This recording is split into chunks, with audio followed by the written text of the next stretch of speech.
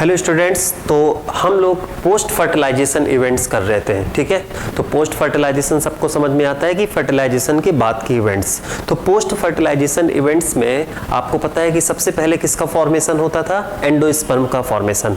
Endosperm का formation कैसे होता है वो हम लोगों ने देख लिया था। डबल फर्टिलाइजेशन में, ट्रिपल फ्यूजन में प्राइमरी एंडोस्पर्म न्यूक्लियस और प्राइमरी एंडोस्पर्म सेल का फॉर्मेशन हुआ था और फिर उससे डिफरेंट टाइप के क्या बनते हैं? एंडोस्पर्म बनते हैं। उसमें आप लोग क्या क्या देख चुके हो? उसमें हम लोगों ने न्यूक्लियर एंडोस्पर्म कर लिया है, फिर उसके बाद हम लोगों ने सेलुलर एंडोस्पर्म कर लिया है, फिर हम लोगों ने हिलोबियल टाइप का एंडोस्पर्म कर लिया है। इसका मतलब पोस्ट फर्टिलाइजेशन इवेंट में हम लोगों ने एंडोस्पर्म का डेवलपमेंट कंप्लीट कर लिया।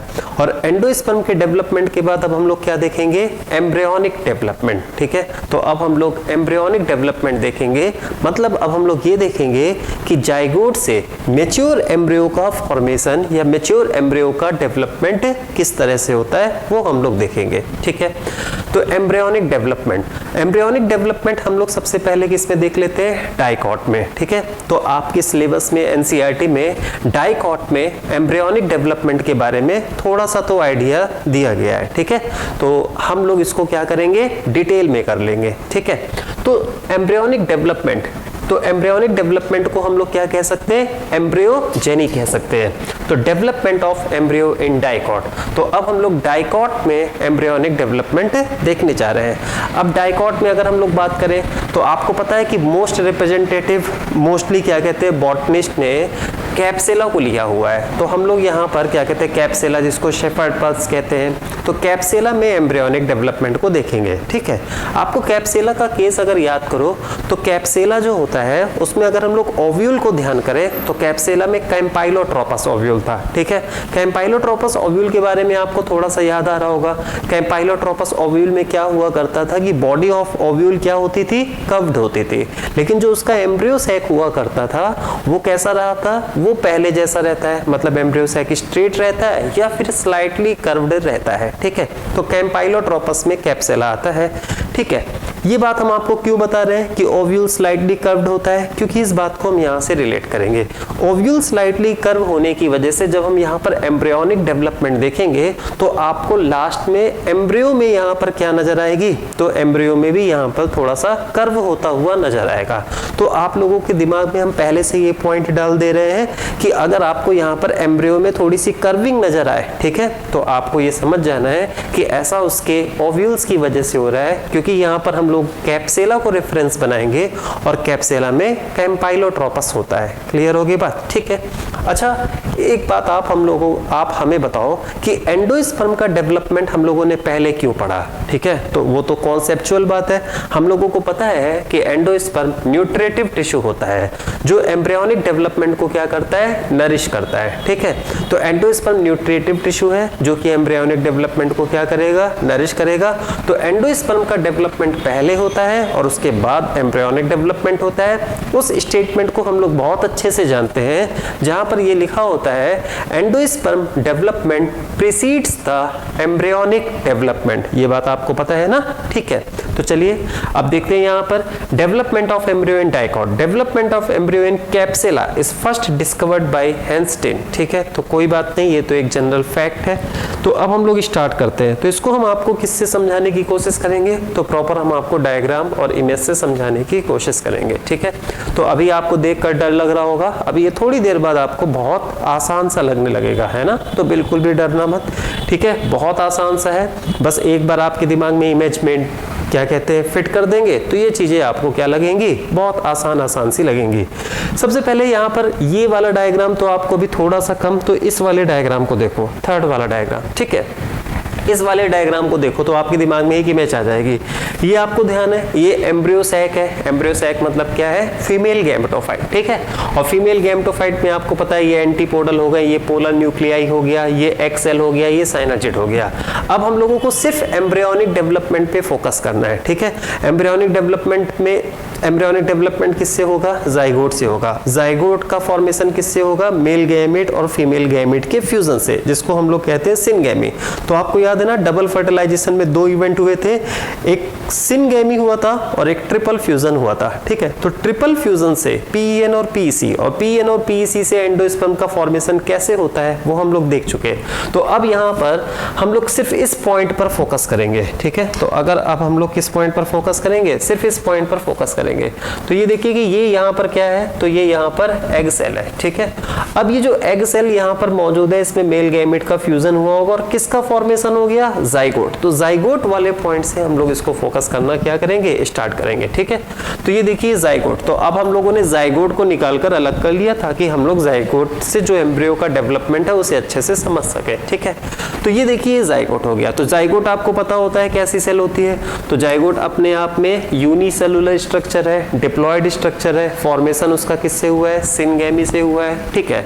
तो जाइगोट की जो प्लॉइडी होगी, तो जाइगोट की प्लॉइडी क्या होगी, 2n है, और जाइगोट से ही एम्ब्रियो का डेवलपमेंट होगा, ठीक है। तो अब आप देखो थोड़ा सा डायग्राम, ये यहां से अगर हम बात करें, ये जाइगोट है, देखो जाइगोट में डिवीजन हुआ, ठीक है। तो जाइगोट में डिवीजन हुआ तो कुछ ऐसा बना, ठीक है। अभी आप पहले बेसिक फ्रेम है ना, फिर हम आपको डिटेल में बात करेंगे।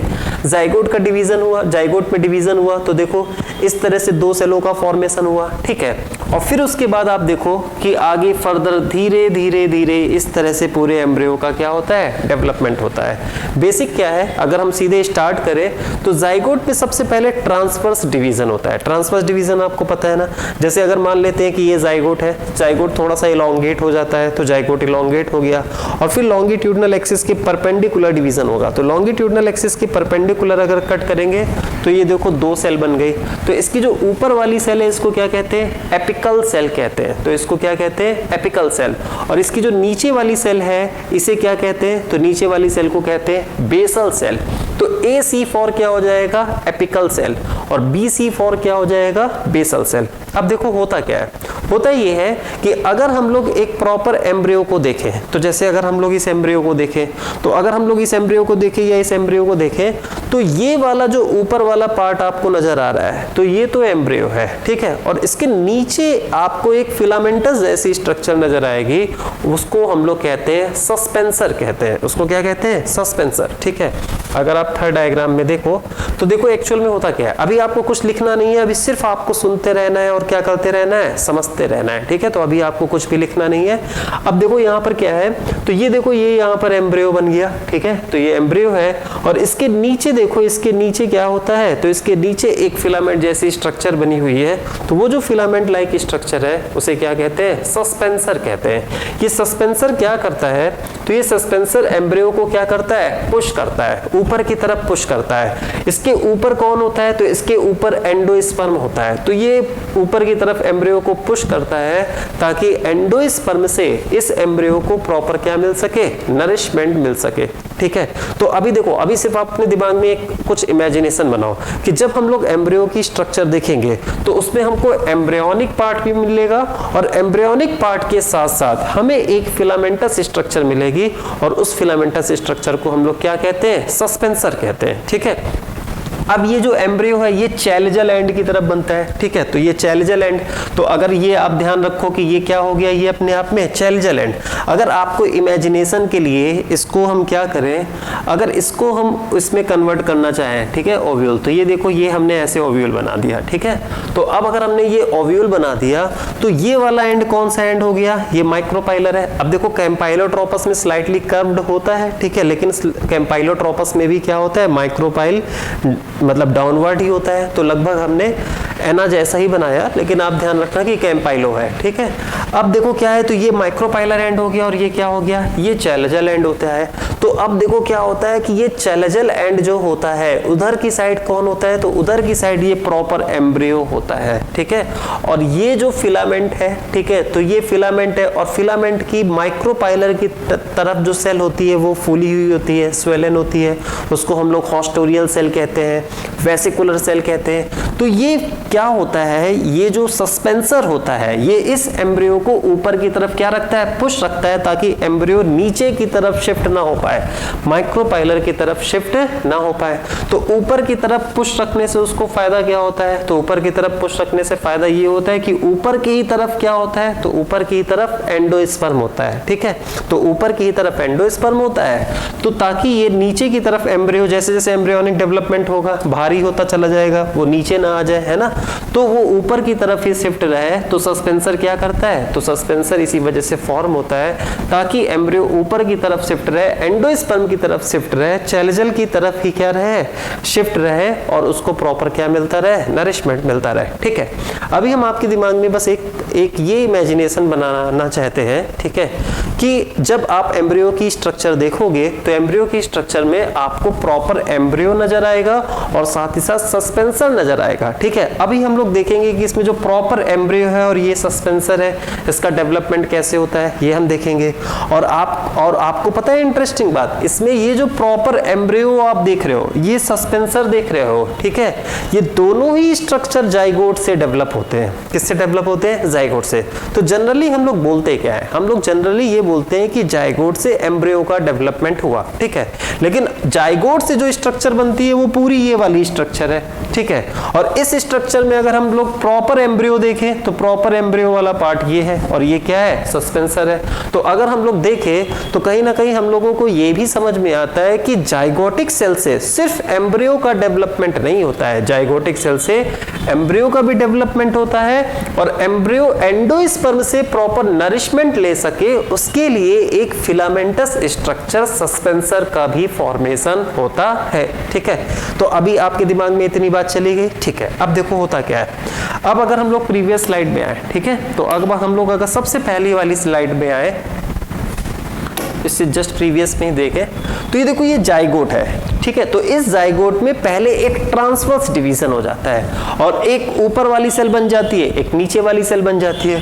ऊपर वाली सेल को हम एपिकल सेल बोल देंगे और नीचे वाली सेल को हम बेसल सेल बोल देंगे। ठीक है, अब यहीं से तुम अपना कॉमन सेंस ऑपरेट करना स्टार्ट करो। ठीक है, एक्चुअल में क्या है कि ये ट्रांसवर्स डिवीजन से जानते हो क्या कर रहा है, एक तरह से नेचर काम को बांटने की कोशिश कर रहा है। ये जो एपिकल सेल है, इस एपिकल सेल से प्रॉपर किसका फॉर्मेशन होगा, एम्ब्रियो का फॉर्मेशन होगा। ठीक है, और ये जो नीचे वाली बेसल सेल होती है, तो इस बेसल सेल से किसका फॉर्मेशन होगा, तो इस बेसल सेल से सस्पेंसर का फॉर्मेशन होगा। ठीक है, तो देखो ये जो एपिकल सेल है इससे एम्ब्रियो का फॉर्मेशन होगा, और ये जो बेसल सेल है इससे किसका फॉर्मेशन होगा, सस्पेंसर का फॉर्मेशन होगा। देखो अभी आप पैरेलल मत लिखना, अभी आप सिर्फ क्या करते रहो, सुनते रहो, समझते रहो, फिर जब आप सुन लेना, समझ लेना, फिर बाद में लिखना। ठीक है, तो अब आप लोगों को समझ में आ गया। ठीक है, तो सबसे पहले इसी वजह से आपका बहुत कॉमन सेंस कहेगा कि जाइगोट है तो जाइगोट में एक डिवीजन होना जरूरी है। ठीक है, तो जाइगोट में एक ट्रांसवर्स डिवीजन होता है, एक ऊपर वाली सेल और एक नीचे वाली सेल। ऊपर वाली सेल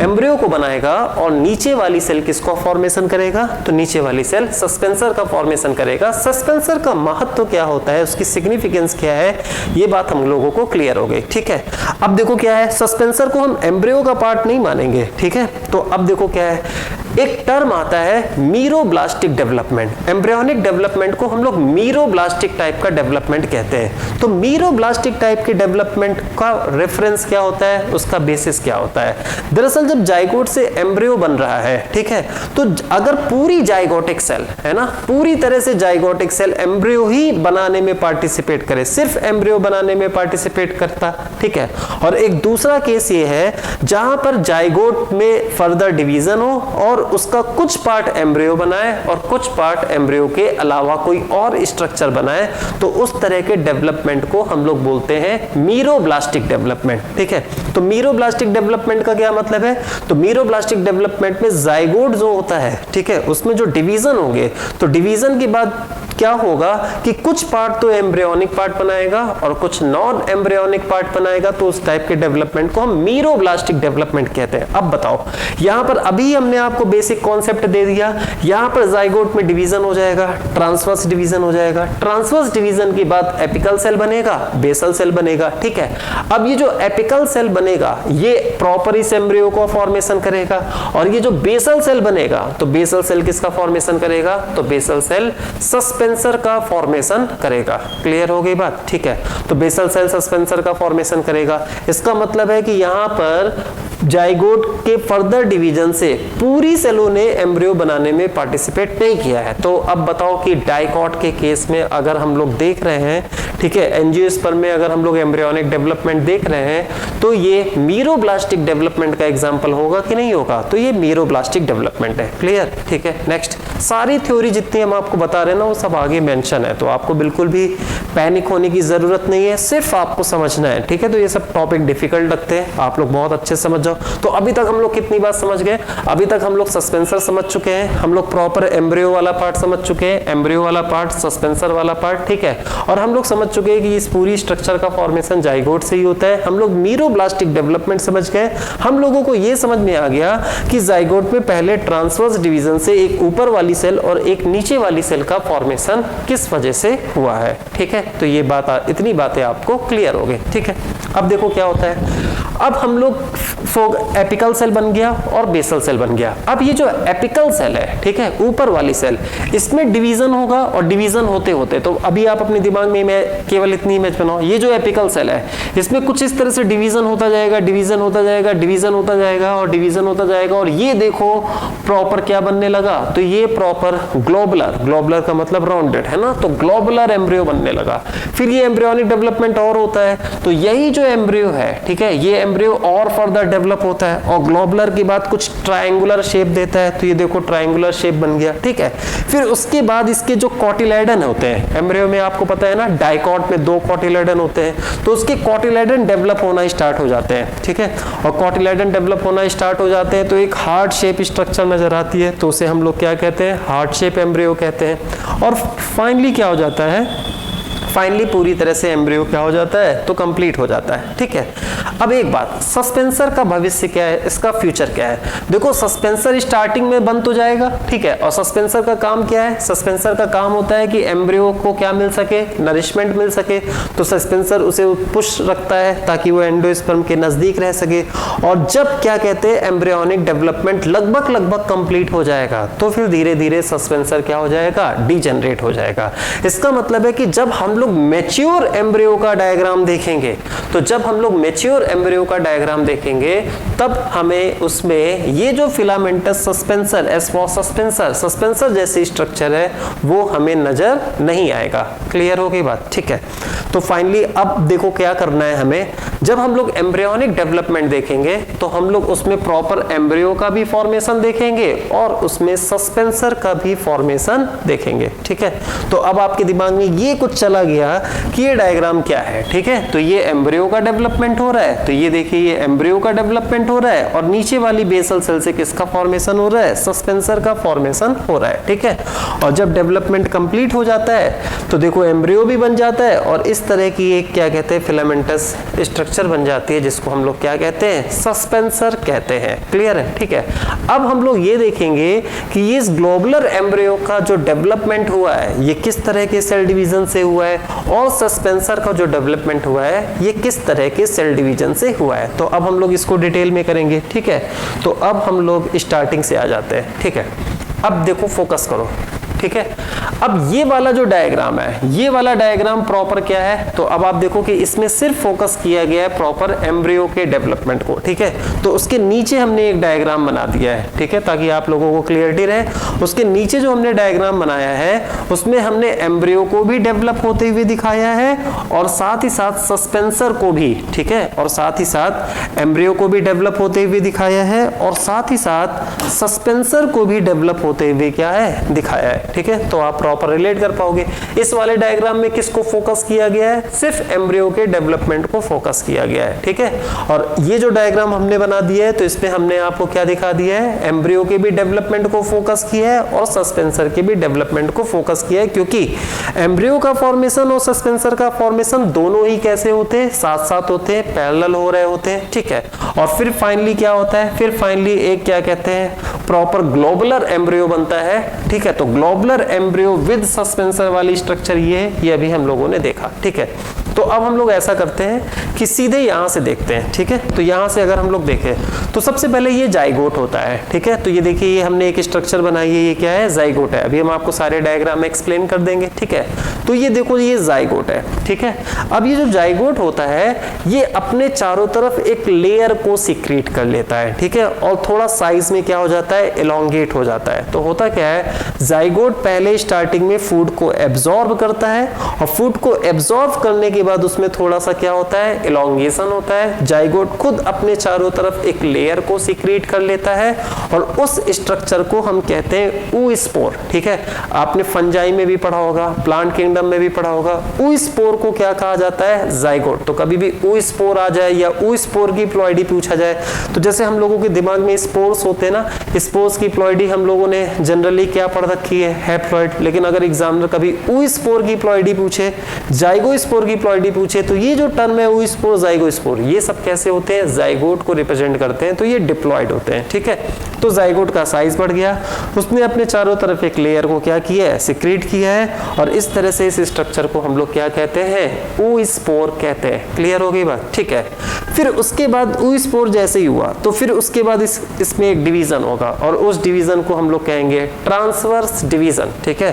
तो अब यहाँ पर क्या होगा, टीडी का मतलब क्या हो गया, ट्रांसवर्स डिवीजन। इसको अगर आप यहाँ पर थोड़ा सा और देखो तो यहाँ पर ये जाइगोट है, ठीक है। तो ये जाइगोट है। अब इसमें इन्होंने क्या कर रखा है, ये वन सेल है। अभी इन्होंने ये यहाँ से एक्चुअल में ये यहाँ से दिखाया है, ठीक है। ये वाला डायग्राम यहाँ से है।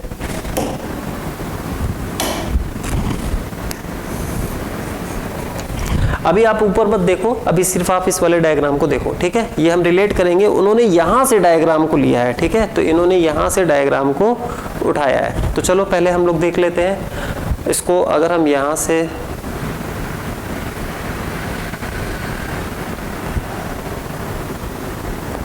ठीक है, आप इसको देखो पहले, है ना। तो ये अपने आप में क्या है, तो जाइगोट ने अपने चारों तरफ क्या किया है, तो जाइगोट ने अपने चारों तरफ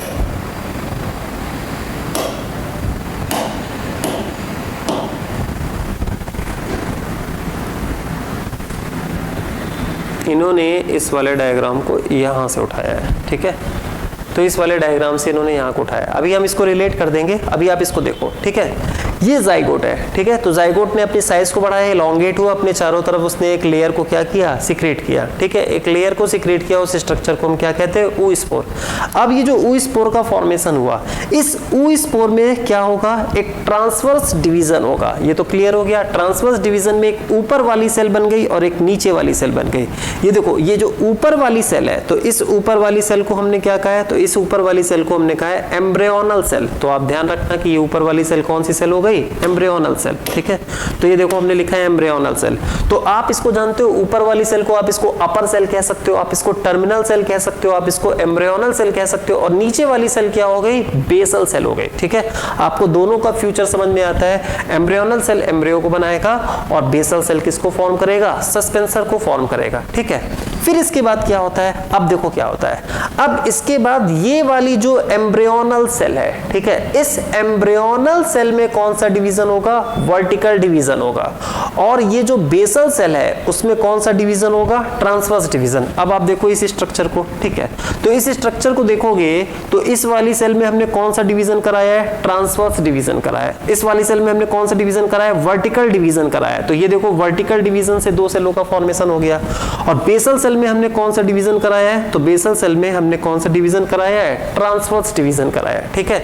तो अब अगर हम लोग फोकस करें तो ये एम्ब्रियोनल सेल, अब इस एम्ब्रियोनल सेल में कितनी एम्ब्रियोनल सेल है, वन सेल है। तो इसको हम वन सेल स्टेज कह सकते हैं। अब देखो इन्होंने लिखा है ना वन सेल, तो ये जो one cell, four cell, octant, dermatogen, ये सब लिखा होता है, ये एम्ब्रियो में कितनी सेल है उस बेसिस पर लिखा होता है, ठीक है। तो एम्ब्रियोनल सेल को ही तो हम लोग प्रो एम्ब्रियो की तरह कंसीडर करेंगे, वही तो कंसीडर करेंगे कि वो प्रिकर्सर ऑफ ऑफ एम्ब्रियो है। तो इस केस में हम लोग एम्ब्रियो को क्या कहेंगे, वन सेल स्टेज कहेंगे। तो देखो इन्होंने वन सेल लिखा हुआ है, तो आप समझ जाओ कि अगर इन्होंने वन सेल लिखा हुआ है तो ये वाली सेल कौन सी हो जाएगी, तो ये एम्ब्रियोनल सेल है, और जिसमें कितनी सेलें हैं, एक है। और ये तो अपने आप में कौन सी सेल हो जाएगी, तो ये अपने आप में बेसल सेल है। हम यहाँ पर एम्ब्रियोनल सेल की बात करेंगे, ठीक है। तो एम्ब्रियोनल सेल में क्या होगा, तो एम्ब्रियोनल सेल में वर्टिकल डिवीजन हो जाएगा, और इसमें कैसा डिवीजन हो जाएगा, ट्रांसवर्स डिवीजन हो जाएगा, ठीक है। अब देखो इस तरह से अगर हम इनके न्यूक्लियस को अगर एक इमेजिनरी लाइन से कनेक्ट करें, तो इसके न्यूक्लियस को इसके न्यूक्लियस से एक इमेजिनरी लाइन से कनेक्ट करो, ऐसे कनेक्ट हो जाएगा। फिर इसके न्यूक्लियस को कनेक्ट करो, ऐसे कनेक्ट हो जाएगा। तो हमें अगर हम दोनों के न्यूक्लियस को ऐसे कनेक्ट करें तो इस तरह से, और नीचे वाले न्यूक्लियस को कनेक्ट करें तो इस तरह से, ठीक है। तो एक स्ट्रक्चर हमको नजर आती है यहाँ पर। तो इसे हम लोग क्या कहते हैं, एक मतलब ये अपीयरेंस किसके जैसा देता है, एक टी शेप जैसा अपीयरेंस देता है। तो इसको हम लोग क्या कह देते हैं, तो इसे हम लोग कह देते हैं टी शेप्ड, ठीक है। तो ये इस तरह से हम लोगों को टी शेप टाइप की क्या मिल जाती है, स्ट्रक्चर मिल जाती है, ठीक है। तो आपको समझ में आया। अब देखो अगर हम लोगों को ये ध्यान रहेगा ना टी शेप, तो हम लोग कॉमन सेंस का इस्तेमाल कर सकते हैं कि देखो ये क्या हो गया, तो इसमें न्यूक्लियस क्या है, तो इसमें न्यूक्लियस इस तरह से अरेंज है, और इसमें न्यूक्लियस इस तरह से अरेंज है। ये तभी पॉसिबल है जब इसमें वर्टिकल डिवीजन हो और इसमें क्या डिवीजन हो, ट्रांसवर्स डिवीजन हो, ठीक है। तो इसमें ट्रांसवर्स डिवीजन। अब हम ऐसा करते हैं कि पहले सस्पेंसर के डेवलपमेंट को कंप्लीट कर देते हैं ना, फिर हम लोग किस पर फोकस करेंगे, एम्ब्रियोनिक डेवलपमेंट को फोकस करेंगे। तो सस्पेंसर का फॉर्मेशन, अब ये देखो ये जो नीचे वाली दो सेलें बनी, ठीक है, जो कि ट्रांसवर्स डिवीजन से बनी, तो ये सस्पेंसर बनाएगा और ये एम्ब्रियो। देखो ये चीज तो यहीं से क्लियर है ना कि ये एम्ब्रियो का फॉर्मेशन करेगा, ये सस्पेंसर का फॉर्मेशन करेगा। इसमें पहला डिवीजन ट्रांसवर्स डिवीजन हुआ, फिर उसके बाद इसमें बार बार ये जो सस्पेंसर वाला पार्ट है इसमें बार बार ट्रांसवर्स डिवीजन होगा। इसको आप कॉमन सेंस से कैसे सोच सकते हो, आप देखो इस सस्पेंसर को देखो, इस सस्पेंसर को देखो, यहाँ पर जितनी भी सेलें अरेंज है वो कुछ इस तरह से अरेंज है कि नहीं अरेंज है। और इस तरह से जो सेल का अरेंजमेंट आता है, तो इस तरह से सेल का अरेंजमेंट किस तरह से पॉसिबल है, कौन से डिवीजन से पॉसिबल है, जब बार बार क्या हो, ट्रांसवर्स डिवीजन हो, ठीक है। तो ये जो बेसल सेल है इसमें ट्रांसवर्स डिवीजन हुआ, फिर ये जो दोनों सेलें हैं फिर इसमें ट्रांसवर्स डिवीजन हुआ, फिर ये जो इतने बने इसमें फिर से ट्रांसवर्स डिवीजन हुआ। और इस तरह से ये जो बेसल सेल होता है इसमें कई बार ट्रांसवर्स डिवीजन होता है। और 6 to 10, 6 से 10, ठीक है। तो 6 से 10, अब जैसे यहां पर हम लिख दें 6 to 10, तो यहां पर 6 to 10, 6 to 10, 6 से 10 सेल का क्या बन जाता है, तो 6 से 10 सेल का एक फिलामेंटस स्ट्रक्चर बन जाता है, जिसे हम लोग क्या कहते हैं, सस्पेंसर कहते हैं, ठीक है। और सस्पेंसर में जो माइक्रोपाइलर की तरफ वाली सेल होती है, माइक्रोपाइलर तो आप समझ रहे हो ना, इसको तो हमने आपको डायग्राम से कनेक्ट किया ही है। तो ये तो इस तरह से है, ठीक है। तो ये देखो ये जो माइक्रोपाइलर की तरफ वाली सेल होती है, ठीक है, तो माइक्रोपाइलर की तरफ जो वाली जो सेल होती है, जो सबसे निचली वाली सेल होती है वो फूल जाती है, ठीक है। और वो जो फूल जाती है यहाँ पर लिखा हुआ है बेसल सेल, एक्चुअल में उसको हम लोग बेसल सेल भी कह सकते हैं, उसे हम लोग वेसिकुलर सेल कहते हैं, उसे हम लोग हॉस्टोरियल सेल कहते हैं। तो इस वाले सेल को, जो लास्ट वाली सेल है जो कि माइक्रोपाइलर एंड के पास है, जो सस्पेंसर की वो सेल जो लास्ट है, ठीक है, माइक्रोपाइलर की क्या है, पास है, तो उसे हम लोग कौन सी सेल कहेंगे, तो उसे हम लोग कहते हैं बेसल सेल या फिर वेसिकुलर सेल या फिर हॉस्टोरियल सेल। तो अगर देखा जाए तो सस्पेंसर का डेवलपमेंट बहुत आसान है, ठीक है। अभी हम लोग एम्ब्रियोनिक डेवलपमेंट देखेंगे। तो सबसे पहले क्या होगा, अगर हम सिर्फ सस्पेंसर के डेवलपमेंट पर फोकस करें तो जाइगोट है, उसमें ट्रांसवर्स डिवीजन हो जाएगा, एपिकल सेल बन जाएगा, ठीक है, एम्ब्रियोनल सेल और बेसल सेल। बेसल सेल का फ्यूचर क्या है, सस्पेंसर, और एपिकल सेल का फ्यूचर क्या है, एम्ब्रियो। तो पहले अगर हम सस्पेंसर के डेवलपमेंट पर फोकस करें तो डेवलपमेंट ऑफ, अगर हम सस्पेंसर देखें तो सस्पेंसर में क्या होगा, बार बार TD, transverse division, transverse division, transverse division, है ना। तो बार बार ट्रांसवर्स डिवीजन से 6 से 10 सेल का फिलामेंटस स्ट्रक्चर बन जाएगा, जिसे हम क्या कहेंगे, सस्पेंसर कहेंगे। और सस्पेंसर की ये जो लास्ट वाली सेल है, ठीक है, जो माइक्रोपाइल के पास वाली सेल है, वो कैसी हो जाती है, फूल जाती है, उसे हम लोग क्या कहते हैं, उसे हम लोग वेसिकुलर सेल कहते हैं, या फिर उसे हम लोग क्या कहते हैं, हॉस्टोरियल सेल कहते हैं। अब देखो इंपॉर्टेंट, सस्पेंसर की माइक्रोपाइलर के पास वाली सेल को तो हम वेसिकुलर और हॉस्टोरियल सेल कहते हैं, लेकिन ये वाला देखो ये एम्ब्रियो है, एम्ब्रियो के जस्ट नीचे वाली जो सस्पेंसर सेल है, अब देखो इस वाले डायग्राम में देखो ये एम्ब्रियो है, ठीक है, तो इतना पार्ट, और एम्ब्रियो के जस्ट नीचे वाली जो सस्पेंसर सेल होती है, ठीक है, तो एम्ब्रियो के जस्ट नीचे वाली जो सस्पेंसर सेल होती है उसे कहते हैं हाइपोफाइसिस, तो उसे कहते हैं हाइपोफाइसिस। तो आपको ये ध्यान रखना है एक टर्म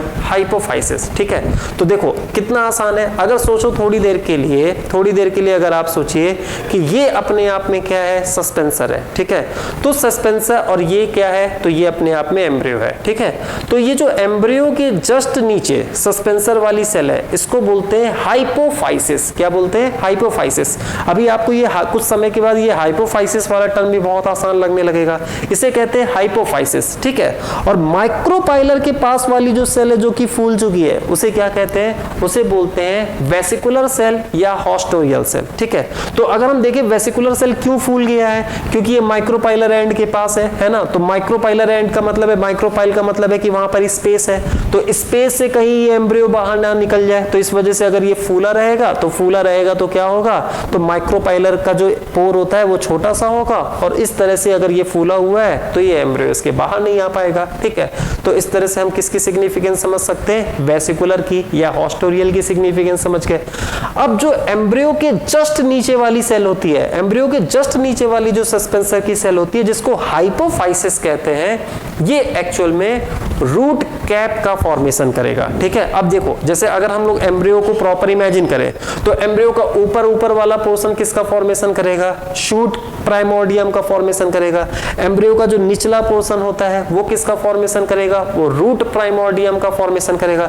रूट प्राइमोर्डियम कौन होते हैं? रेडिकल होता है, ठीक है। शूट प्राइमोर्डियम कौन होता है? प्लेम्यूल होता है, ठीक है। तो अगर हम लोगों के दिमाग में एक थोड़ा सा, हम लोगों ने इतनी बॉटनी पढ़ी है, मार्फोलॉजी पढ़ी है, हम लोगों ने एम्ब्रियो के दो मेन पार्ट पढ़े हैं, एक प्लेम्यूल पढ़ा है, एक रेडिकल पढ़ा है। तो जैसे ये एम्ब्रियो है, ठीक है, तो अगर इसमें हम थोड़ा सा कॉमन सेंस लगाना चाहेंगे कि अगर ये एम्ब्रियो है तो इस एम्ब्रियो का दो पार्ट होगा, ठीक है। तो इसका जो ऊपर वाला पार्ट है वो किसका फॉर्मेशन करना चाहिए? वो शूट का फॉर्मेशन करना चाहिए।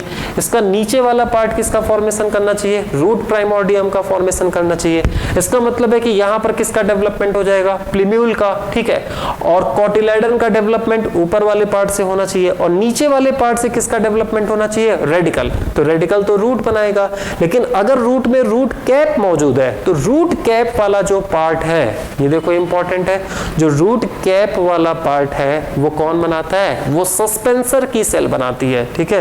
और सस्पेंसर की कौन सी सेल बनाती है? जो जस्ट एम्ब्रियो के पास होती है, ठीक है। तो और उसको हम लोग क्या कहते हैं? उसे हम लोग कहते हैं हाइपोफाइसिस। तो ये भी बहुत आसान सी बात है, हमको कैसे याद रहेगा?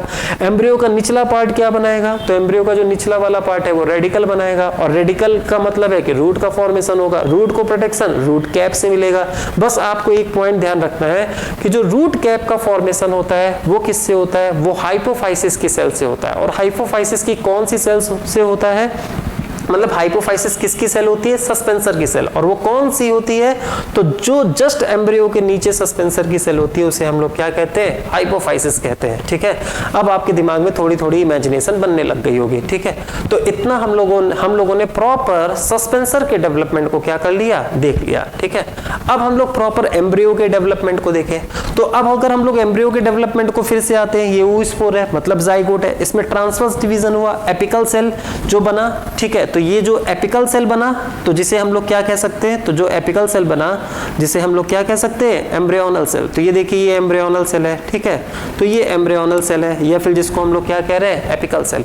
अब इसमें सबसे पहला डिवीजन कैसा होता है? वर्टिकल डिवीजन होता है। तो वर्टिकल डिवीजन से क्या हो गया? Two celled. अब इसको आप कुछ इस तरह से इमेजिन करो, जैसे हम लोग अमरूद लेते हैं, ठीक है। तो जैसे हम लोगों ने अमरूद लिया और अमरूद को हम लोगों ने इस तरह से चाकू से काट दिया वर्टिकली, तो आपको दो साइड नजर आने लगे, है ना। किसी फ्रूट को अगर हम लें और उसको इस तरह से कट करें तो हमें दो सेलें नजर आने लगी। तो ये देखो दो अगल बगल हमको सेलें नजर आने लगी, ठीक है। तो सबसे पहले वर्टिकल डिवीजन हुआ।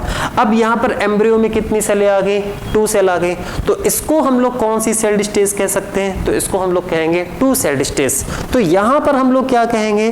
तो यहाँ वाले में हम लोग क्या कहेंगे? One cell stage. अब देखो इन्होंने लिखा है वन सेल फोर सेल, तो ये मत सोचना ये जो वन सेल फोर सेल लिखा हुआ है ये सस्पेंसर को काउंट करके नहीं लिखा हुआ है। हमेशा ध्यान रखना, हम लोग एम्ब्रियो में नंबर ऑफ सेल बताते हैं कि 1 सेल है, 2 सेल स्टेज है, 4 सेल स्टेज है मतलब क्वाड्रेंट स्टेज है, 8 सेल स्टेज है मतलब ऑक्टेंट स्टेज है, तो हम लोग एम्ब्रियो में बताते हैं। ठीक है, तो चलिए हम लोग देखते हैं। तो ये जो 1 सेल, 4 सेल, 8 सेल, 16 सेल लिखा हुआ है, ये सब किस में नंबर ऑफ सेल है? एम्ब्रियो में। ठीक है, तो अब 1 सेल है, तो अब देखो ये जो एम्ब्रियोनल सेल है, तो एम्ब्रियोनल सेल में इसका मतलब हम लोग समझ गए कि अभी अगर हम लोग प्रो एम्ब्रियो की बात करें, एम्ब्रियो के प्रिकर्सर की बात करें, तो उसमें एक एम्ब्रियोनिक सेल है। ठीक है, तो ये 1 सेल स्टेज में है। फिर वर्टिकल डिवीजन हो गया, तो वर्टिकल डिवीजन, अब आप नीचे वाले पार्ट पर फोकस मत करो, एक समय में एक ही पार्ट को फोकस करो। इसी वजह से इन्होंने एम्ब्रियोनिक डेवलपमेंट को अलग किया। ठीक है, हम लोगों ने सस्पेंसर के डेवलपमेंट को देख लिया, अब उस पर हमें फोकस नहीं करना है। ठीक है, अब हम लोग किस पर फोकस करें? सिर्फ एम्ब्रियो में। अब जैसे ही ये इसमें वर्टिकल डिवीजन होगा तो 2 सेल स्टेज आ गया, तो इसको हम लोग क्या कहेंगे? प्रो एम्ब्रियो ही कहेंगे।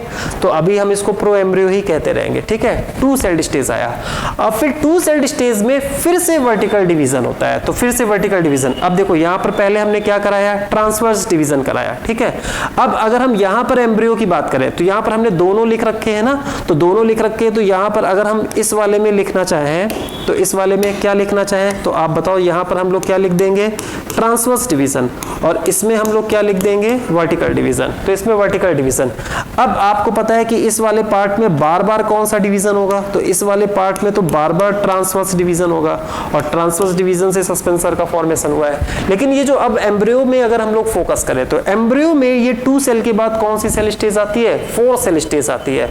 और 4 सेल स्टेज कैसे आती है? क्योंकि इस 2 सेल स्टेज में फिर से एक वर्टिकल डिवीजन होता है, और वर्टिकल डिवीजन से 2 से कितनी बन जाती है? 4 बन जाती है। ठीक है, अब यहां पर आपको समझना है एम्ब्रियो में सबसे पहले क्या होगा? तो सबसे पहले एम्ब्रियोनल सेल में एक वर्टिकल डिवीजन हुआ, 2 सेल स्टेज आया, फिर एक वर्टिकल डिवीजन होगा, 4 सेल स्टेज आएगा। इसको आप कुछ इस तरह से इमेजिन करो। कैसे आप इमेजिन करोगे? जैसे अगर एक अमरूद आपने लिया, अमरूद को आपने एक वर्टिकल डिवीजन, तो एक वर्टिकल डिवीजन से कट किया, 2 सेल आ गए। फिर आपने उसी वर्टिकल प्लेन के फिर परपेंडिकुलर एक दूसरे वर्टिकल प्लेन से डिवाइड कर दिया, तो जैसे अमरूद की 4 फाक नहीं बन जाती है। ठीक है, तो पहले आपने एक वर्टिकल कट मारा, ठीक है, तो उससे 2 आ गई। फिर आप एक और वर्टिकल कट मार दो, तो फिर 2 से कितने आ जाते हैं? 4। ठीक है, लेकिन अगर आप उसको एक साइड से देखोगे, अगर आप आगे से देखोगे, तो आपको आगे से अमरूद में कितनी फाक नजर आएंगी? 2। और अगर आप पीछे से देखोगे तो भी आपको कितनी नजर आएगी? 2। ठीक है, अगर आप अमरूद को उठाकर ट्रांसवर्सली देखोगे, तब आपको 1 2 3 4 4 फाक प्रॉपर क्या होगी? नजर आएगी। ठीक है, अब ये वाले जो डायग्राम होते हैं, तो ये वाले डायग्राम एक्चुअल में क्या है? तो ये वाले डायग्राम हम लोग एम्ब्रियो को एक साइड से देख रहे हैं। मतलब अगर देखा जाए तो एम्ब्रियो का हम लोग LS देखते हैं, लॉन्गिट्यूडनल सेक्शन। कह दो ट्रांसवर्स क्यों नहीं देख रहे हैं? ट्रांसवर्स का मतलब समझ के ना, ट्रांसवर्स का मतलब ऐसे ना देखकर यू कर दो एम्ब्रियो को, इस तरह से मोड़ दो, इस तरह से क्यों नहीं देखा जा रहा है? तो दरअसल अगर हम लोगों ने एम्ब्रियो को ट्रांसवर्स कर दिया, तो अगर हम लोगों ने एम्ब्रियो को ट्रांसवर्स देखना स्टार्ट कर दिया, तो आपको पता है सस्पेंसर दिखना बंद हो जाएगा। अगर थोड़ी देर के लिए हम मान लें कि ये एम्ब्रियो है और ये क्या है? सस्पेंसर है। अगर आपने एम्ब्रियो को ट्रांसवर्स देखना स्टार्ट किया बोर्ड में, तो अगर आपने बोर्ड में एम्ब्रियो को ट्रांसवर्स देखना स्टार्ट किया, तो आपको सस्पेंसर दिखना बंद हो जाएगा। ठीक है, तो सस्पेंसर भी दिखे और एम्ब्रियो वाला पार्ट भी दिखे, तो हम लोग साइड व्यू लेते हैं। ठीक है, और अगर हम लोग साइड व्यू लेंगे तो आपको सस्पेंसर तो पूरा डेवलप नजर आएगा, लेकिन ये जो एम्ब्रियो वाला पार्ट है, ठीक है, तो ये एम्ब्रियो वाला पार्ट है। तो अब आपको पता है ना, एम्ब्रियो में जब 4 सेल स्टेज आएंगी, तो 2 सेलें आगे होंगी और 2 सेलें पीछे होंगी। तो अगर आप आगे से देख रहे हो, तब भी आपको सेलें कितनी नजर आएंगी? 2 ही नजर आएंगी। समझ गए?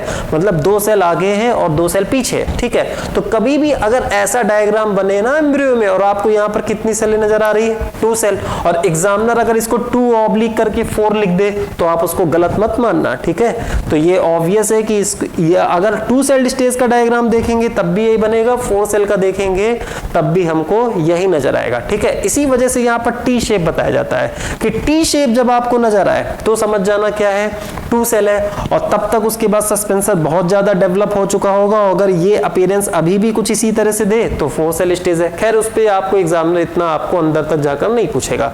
बस हम आपको सिर्फ इतना बताना चाहते हैं कि यहाँ पर हम लोग ऊपर वाली सेलों को काउंट करें ना, यहाँ पर तो 2 नजर आ रही है, यहाँ पर 2 नजर आ रही है, और लिखा होता है 4 सेल। 4 सेल का मतलब होता है क्वाड्रेंट स्टेज। क्या लिखा होता है? Quadrant stage. तो ये कैसे लिखा होता है? तो ये हमें थोड़ा सा कंफ्यूज करता है, उसी बात को हमने एक्सप्लेन किया। फिर से सुनो, अमरूद रखो, अमरूद को एक वर्टिकल डिवीजन से कट मारो, एक वर्टिकल प्लेन से कट मारो, तो एक जैसे ये अमरूद रखा हुआ है ना, अमरूद को एक वर्टिकल प्लेन से कट मारो, 2 फाक आपको, फिर एक अगले वर्टिकल प्लेन से कट मारो, 4 फाक बन गए, ठीक है।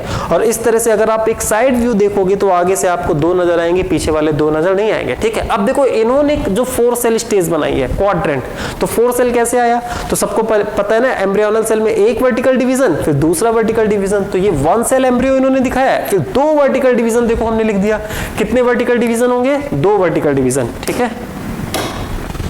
और इस तरह से 2 वर्टिकल डिवीजन, और 2 वर्टिकल डिवीजन के बाद कौन सी सेल स्टेज आ गई, तो 2 वर्टिकल डिवीजन के बाद कितने आ गए, 4 सेल। अब देखो इन्होंने लेयर को थोड़ा सा डबल किया हुआ है, तो इन्होंने लेयर को जानते हो क्यों डबल किया है, ताकि आपको पीछे वाला थोड़ा सा व्यू नजर आए, ठीक है। तो ये मत समझना, ये देखो इन्होंने छोटा सा डबलिंग कर रखी है, तो डबलिंग करने का मतलब ये नहीं है, वो डबलिंग करने का मतलब है कि जैसे मेरे पीछे कोई खड़ा है, तो मेरे पीछे भी कोई खड़ा है, तो उसका हल्का हल्का सा थोड़ा सा साइड दिख रहा है, तो थोड़ा सा साइड उसका हल्का सा दिख रहा है, तो इस वजह से वो लोग वहां पर क्या कर रखे होते हैं, डबलिंग, ठीक है।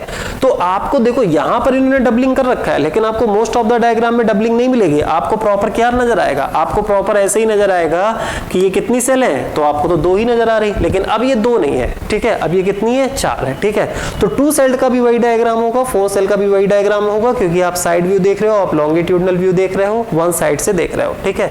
तो ये अपने आप में 2 सेल और 4 सेल का वही डायग्राम है। हाँ, अगर आपको प्रॉपर पहचानना है तो फिर आप नीचे सस्पेंसर को देख सकते हो, सस्पेंसर में भी अगर 2 नजर आएंगे तो ये 2 सेल स्टेज में है, फिर सस्पेंसर में आपको जब ज्यादा सेलें नजर आने लगी और फिर यहाँ पर 2 से ज्यादा सेल नजर आने लगे सस्पेंसर में, और यहाँ पर अभी भी 2 नजर आए, तो फिर वो 2 नहीं होगा, वो समझ जाना कि वर्टिकल डिवीजन हो चुका है, वो 4 है, ठीक है। तो वो हमने आपको एक तरीका और बताया, ठीक है।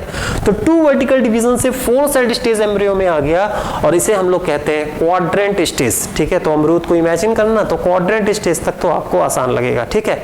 अब देखो क्या है, उसी अमरूद को जिसमें 4 फाक हो गई है, ठीक है, अब ऑक्टेंट स्टेज आएगी। अब टोटल सेलें कितनी हो जाएंगी, 8। एम्ब्रियो की बात कर रहे हैं ना, सस्पेंसर की अब बात नहीं कर रहे हैं। तो क्या है कि जैसे अमरूद है, तो जैसे ये अमरूद है, तो अमरूद में हमने क्या किया, यूं एक कट मारा, 2 आ गई, फिर एक कट और मारा, 4 आ गई, एक तरफ से देखने पे 2, ऊपर से कोई देखे तो ऊपर से कोई देखेगा तो आपको चारों नजर आ जाएंगे, ठीक है।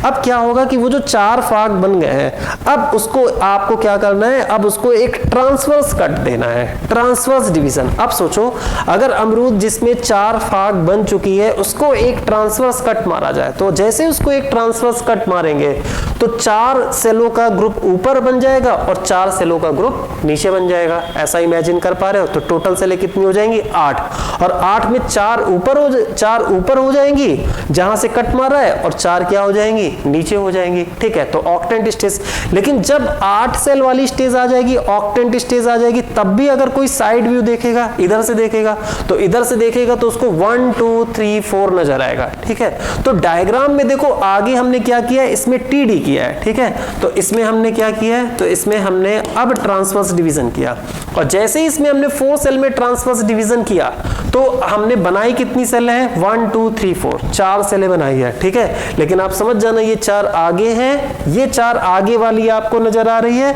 और 4 क्या है बताओ, पीछे है, ठीक है। तो देखो हमने बनाई तो यहां पर 4 है, लेकिन इसको लिखा क्या है, 8 सेल है, ठीक है। 8 सेलों का मतलब कौन सी स्टेज आ गया, ऑक्टेंट स्टेज। अब देखो यहां पर इस वाले डायग्राम को देखो, है ना, ये डायग्राम हमने इसी वजह से लिया है कि देखो इन्होंने पीछे वाला साइड से व्यू दिखाया हुआ है, ठीक है, ताकि आपको और क्लियर हो सके। लेकिन जब हम लोग बनाते हैं ना, तो कई बार क्या होता है, ये तो डिपेंड करता है, अगर हम भी चाहें तो यहाँ पर साइड में बना दें, लेकिन हमने जानबूझकर नहीं बनाया, इस वजह से नहीं बना रहे हैं ताकि आप लोग किसी भी तरह से कंफ्यूज ना हो, ठीक है। आप लोगों को कई सारी बुक में ऐसा ही बना हुआ मिलेगा, तो फिर ऐसा बिना मिलेगा और आपको ऑक्टेंट लिखा मिलेगा, तो फिर आप कंफ्यूज हो जाओगे। अगर ऐसा नहीं भी एग्जामिनर ऐसा बनाया है तो आप इसको क्या कहोगे, ऑक्टेंट ही कहोगे, ठीक है। तो ये ऑक्टेंट है। अब ऑक्टेंट पे 2 बातों पर हमें फोकस करना है, 2 बातों पर हमें ये फोकस करना है कि ऑक्टेंट में अब 2 लेयर बन चुकी है, ठीक है, एक ऊपर वाली लेयर और एक क्या हो गई, नीचे वाली लेयर। अब अगर देखो तो कितना सब कुछ सोफिस्टिकेटेड है, कितना सिस्टमैटिक है, कुछ भी फर्क नहीं। अभी हमने आपको थोड़ी देर पहले क्या बताया था, हमने कहा था एम्ब्रियो में ऊपर वाला पार्ट प्लीम्यूल बनाता है, नीचे वाला पार्ट रेडिकल बनाता है। तो नेचर कुछ ना कुछ ऐसा करेगा ना कि एम्ब्रियो के अंदर भी एक ऊपर वाला पार्ट बन जाए और एक नीचे वाला पार्ट बन जाए, ठीक है। तो एम्ब्रियो में ऐसा काम, ऊपर वाली लेयर लेयर और नीचे वाली लेयर में डिवीजन ऑफ लेबर है ना, उसने कब किया, तो उसने किस स्टेज में किया है, तो ऑक्टेंट स्टेज में हमको ये चीज देखने को मिलता है। ठीक है, तो नेचर ने सबसे पहले क्या किया, तो नेचर ने सबसे पहले 4 सेलें बनाई। 4 सेलें कैसे बनाई, 2 वर्टिकल डिवीजन से, ठीक है, और फिर एक ट्रांसवर्स डिवीजन से उसने क्या बना दी, ऑक्टेंट स्टेज। अब उस ऑक्टेंट स्टेज में 4 सेलें ऊपर और 4 सेलें नीचे। तो जो ऊपर वाली लेयर है, आप समझ जाओ इसका कोई ना कोई मकसद है, और इसका ऊपर वाले का मकसद क्या, तो जो 4 सेलें ऊपर बन रही है ये आगे चलकर फ्यूचर के क्या बनाएंगे, तो ये आगे चलकर फ्यूचर का ये जितना भी ऊपर वाला पार्ट है, जैसे प्लिम्यूल, कोटिलेडन, शूट एपिकल मेरिस्टेम है ना, तो ये सब ऊपर वाले से बनेगा। और नीचे वाले पार्ट से क्या बनेगा, तो नीचे वाले पार्ट का फ्यूचर क्या होगा, तो नीचे वाले पार्ट का फ्यूचर होगा रेडिकल होगा, हाइपोकोटाइल होगा, ठीक है, तो वो सब नीचे वाले पार्ट का फ्यूचर होगा। और रूट कैप किससे बनता है, वो तो हमने आपको पहले ही बताया, वो तो हाइपोफाइसिस से बनता है। ठीक है, तो आपको ये ऑक्टेंट स्टेज समझ में आ गई। ठीक है, तो अब ऑक्टेंट स्टेज, तो देखो इन्होंने ये ऑक्टेंट स्टेज दिखाई है। अब इन्होंने दिखाया तो ऑक्टेंट स्टेज है, ठीक है, और उसमें देखो अगर दिखा कितनी सेल रहे हैं, तो ये दिखा रहे हैं कितनी सेल, तो ये दिखा रहे हैं 1 सेल। ठीक है, तो ये देखो ये ऑक्टेंट स्टेज है और इसमें दिखा वो कितनी सेल रहे हैं, तो ये दिखा कितनी रहे, 4 सेल दिखा रहे हैं। और देखो ये पीछे से साइड से निकलता हुआ दिखा रहे हैं, वो आपको ये बता रहे हैं कि देखो 4 आगे भी है और पीछे भी कुछ है, तो 4 पीछे भी है, तो ऑक्टेंट स्टेज। तो अब आपको ये समझ में आ गया ऑक्टेंट स्टेज। अब ऑक्टेंट में 2 लेयर है, एक ऊपर वाली लेयर है और एक क्या है, नीचे वाली लेयर है। एक को हम लोग अपर टीयर कहते हैं और दूसरे को हम लोग लोअर टीयर कहते हैं। तो ऊपर वाले को, ऊपर वाली जो लेयर है उसको हम लोग अपर टीयर कह देंगे, और नीचे वाली जो लेयर है जो सस्पेंसर के पास है उसे हम लोग क्या कहेंगे, लोअर टीयर कहेंगे। अब देखो ये बात हमने यहां लिख दी, यहां पर स्पेस था। तो ये जो ऑक्टेंट स्टेज में जो ऊपर वाली लेयर है इसको आप क्या लिखोगे, अपर टीयर, इसको कहते हैं एपिबेसल। क्या कहेंगे, एपिबेसल। और ये जो नीचे वाली लेयर है इसे हम क्या कहेंगे, लोअर टीयर, और इस लोअर टीयर को हम लोग क्या कह देंगे, हाइपोबेसल। तो एपिबेसल और हाइपोबेसल आपको क्लियर हो गया होगा। ठीक है, एपिबेसल हम किसको कहेंगे, हाइपोबेसल किसको कहेंगे, क्लियर हो गई बात। ठीक है, अब अगर हम एपिबेसल और हाइपोबेसल का फ्यूचर देखें तो वो हमको समझ में आता है। तो इसको हम लोग लोअर टीयर कहते हैं और एपिबेसल को हम लोग क्या कह देंगे, तो एपिबेसल को हम लोग अपर टीयर कह देंगे, अपर टीयर।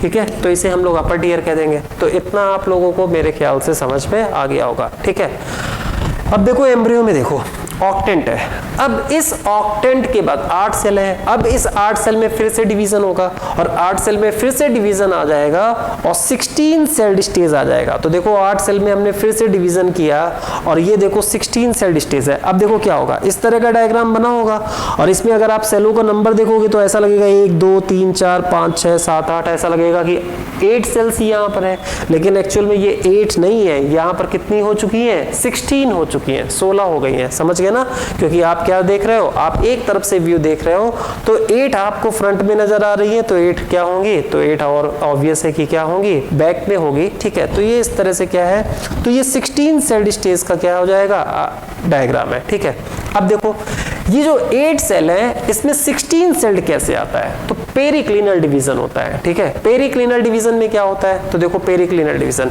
आपने जब 11th में प्लांट एनाटॉमी पढ़ी है तो वहां पर एंटीक्लिनल और पेरिक्लिनल डिवीजन पढ़ा है। ठीक है, तो एंटीक्लिनल और पेरिक्लिनल अभी आपको हमने प्रीवियस में भी sexual reproduction in flowering plant में एक रेडियल अरेंजमेंट बताया था। ठीक है, तो वहां पर हम रेडियल अरेंजमेंट एंडोथीसियम में बता चुके। क्या होता है कि जब कोई स्फेयर बन जाता है, अब देखो एंटीक्लिनल पेरिक्लिनल को हम फिर से थोड़ा सा बता रहे हैं, जब कोई स्फेयर बन जाता है तो जैसे ही कोई स्फेयर बन जाता है तो सेल्स कैसे अरेंज हो जाती है, तो ऐसा लगता है कि सेल का अरेंजमेंट रेडियस के अलॉन्ग है। ठीक है, तो जैसे अब हम यहाँ पर क्या कर दें कि जैसे ये एक स्फेरिकल बना दें। ठीक है, तो जैसे ही हमने ये स्फेरिकल बना दिया तो इसको बनाने के बाद अगर हम यहाँ पर सेलों को कुछ इस तरह से दिखा दें, ठीक है, तो ये देखो ये सेलों को कुछ इस तरह से दिखा दें। अब यहाँ पर सेलों को इस तरह से दिखाने के बाद ये रेडियस है। ठीक है, तो ये रेडियस जा रहा है। ठीक है, और इसके बाद ये रेडियस के टेंजेंट लाइन है। ठीक है, मतलब ये इस सर्कल का, इस स्फीयर का टेंजेंट लाइन होता है और ये क्या होता है, तो ये रेडियल लाइन होता है। अब इस लाइन को देखो, टेंजेंट लाइन को, अगर टेंजेंट लाइन के अलोंग डिवीजन होता है, ठीक है, तो उसे हम लोग कहते हैं पेरिक्लिनल डिवीजन।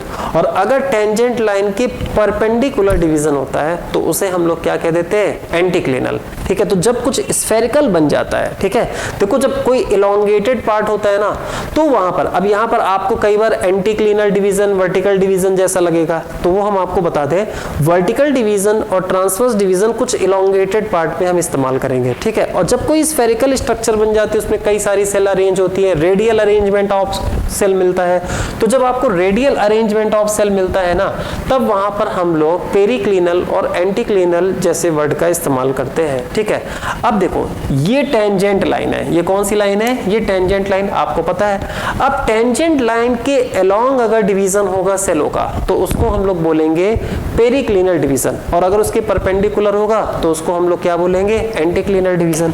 तो अब अगर हम यहां पर किसी एक सेल को ले ले, ठीक है, तो ये देखो सेल को हमने ले लिया, तो सेल को हमने ले लिया, सोचो यहीं की सेल को हमने उठा लिया। ठीक है, अब इस सेल को अगर हम कुछ इस तरह से डिवाइड कर दे, इस सेल को अगर हम कुछ इस तरह से डिवाइड कर दे, तो ये देखो ये टेंजेंट लाइन है, और plane of division tangent line के क्या है, पैरेलल है, या टेंजेंट लाइन जैसा ही है। तो प्लेन ऑफ डिवीजन अगर टेंजेंट लाइन के अलोंग है, तो इस तरह के डिवीजन को हम लोग क्या कहेंगे, तो इस तरह के डिवीजन को हम लोग बोलेंगे पेरिक्लिनल डिवीजन। क्या बोलेंगे, पेरिक्लिनल डिवीजन। ठीक है, और अगर फिर से हम एक सेल ऐसी ही ले लें, ठीक है, तो अगर हम फिर से एक सेल ऐसी ही ले लें, इसको उठाकर इधर बना दे, ठीक है, और इसको उठाकर इधर बना दे, और टेंजेंट लाइन के परपेंडिकुलर, तो टेंजेंट लाइन के परपेंडिकुलर, टेंजेंट लाइन के परपेंडिकुलर मतलब रेडियस लाइन के अलोंग। ठीक है, तो टेंजेंट लाइन के परपेंडिकुलर अगर हम डिवाइड कर दें, तो इस तरह के डिवीजन को बोलते हैं एंटीक्लिनल डिवीजन। ये प्लांट एनाटॉमी में भी है। तो एंटीक्लिनल डिवीजन क्या होता है, टेंजेंट लाइन के परपेंडिकुलर, और पेरिक्लिनल डिवीजन क्या होता है, टेंजेंट लाइन के अलोंग। जब पेरिक्लिनल डिवीजन होता है, तो पेरिक्लिनल डिवीजन में क्या होता है कि सेलें किस तरह से बन जाती है, बाहर और अंदर। ठीक है, तो आप देखो ना, पेरिक्लिनल डिवीजन होगा, ये सेंटर है, तो अगर इसमें पेरिक्लिनल डिवीजन होगा तो एक सेल अंदर बन जाएगी, एक सेल बाहर बन जाएगी। इसका मतलब है कि लेयर्स बढ़ती हैं। क्या बढ़ती हैं, लेयर्स।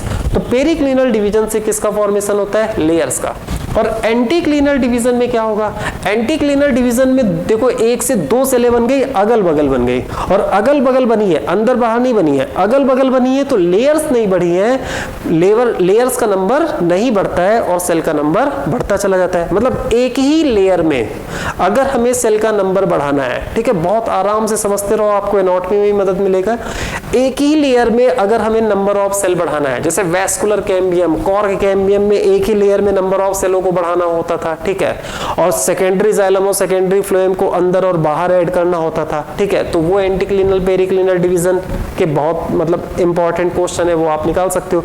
एक ही लेयर में अगर आपको नंबर ऑफ सेलें बढ़ानी है, लेयर नहीं बढ़ानी है, लेयर एक ही है, उसमें नंबर ऑफ सेल बढ़ानी है, तो एंटीक्लिनल डिवीजन।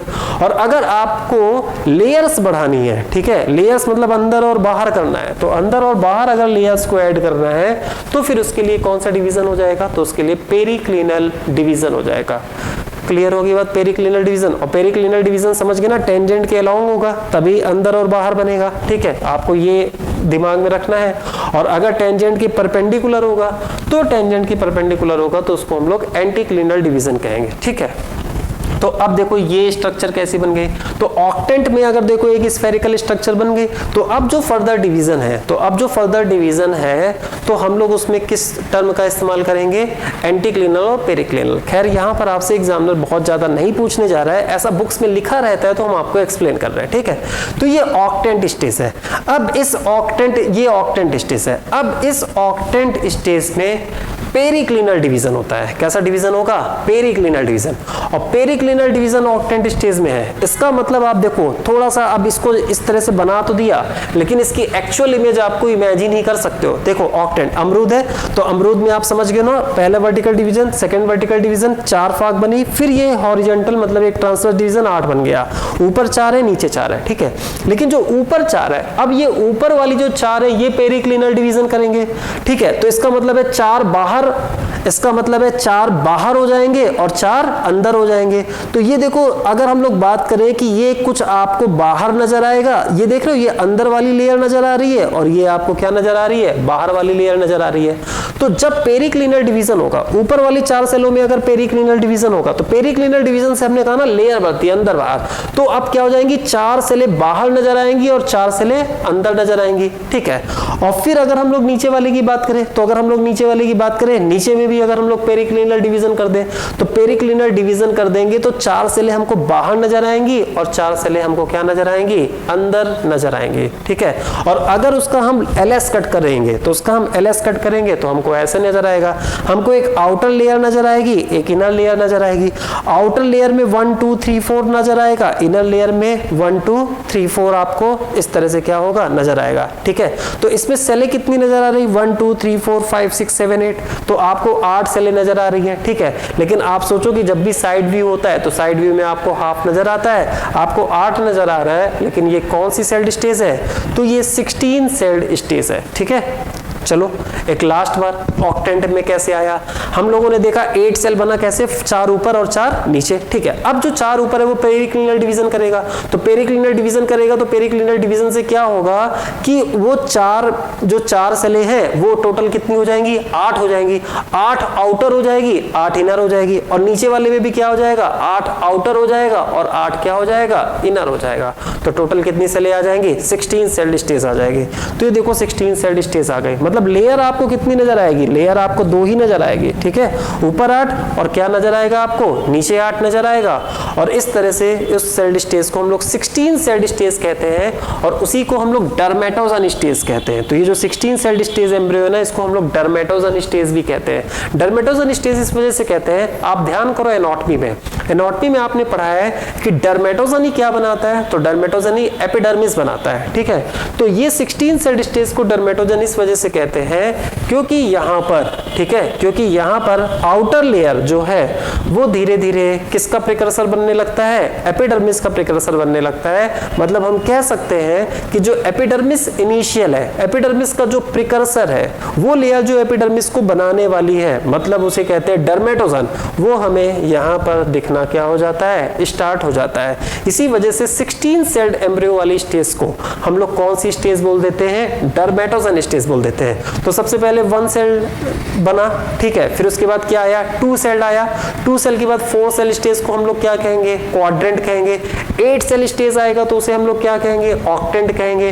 8 में अपर और लोअर, अपर टीयर, लोअर टीयर, एपिबेसल, हाइपोबेसल। अब हम आपसे कह रहे थे ना हाइपोफाइसिस टर्म आपको याद करना आसान हो जाएगा। अब देखो ये वाली लेयर क्या है, एपिबेसल, ये वाली लेयर क्या है, हाइपोबेसल। एपिबेसल, हाइपोबेसल, तो हाइपोबेसल के पास वाली सेल को हम लोगों ने क्या कह दिया, हाइपोबेसल के पास जो सस्पेंसर की सेल है उसको हमने हाइपोफाइसिस कह दिया।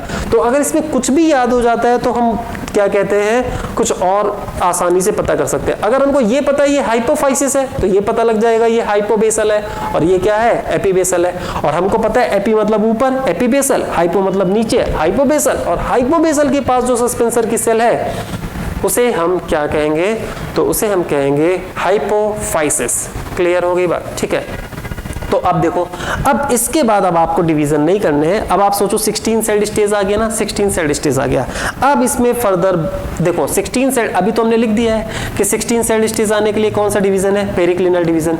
अब इसके बाद क्या होगा, अब इसके बाद फर्दर इसमें डिवीजन ही डिवीजन होते रहेंगे, ठीक है। तो अब इसमें पेरिक्लिनल, एंटीक्लिनल, हर तरह के डिवीजन स्टार्ट हो जाएंगे। मतलब बड़ी तेजी से एम्ब्रियो क्या करेगा, ज्योमेट्रिक ग्रोथ करेगा और प्रॉपर एक राउंडेड क्या कहते हैं शेप बना देगा और उसे हम लोग कहते हैं ग्लोबुलर एम्ब्रियो, ठीक है।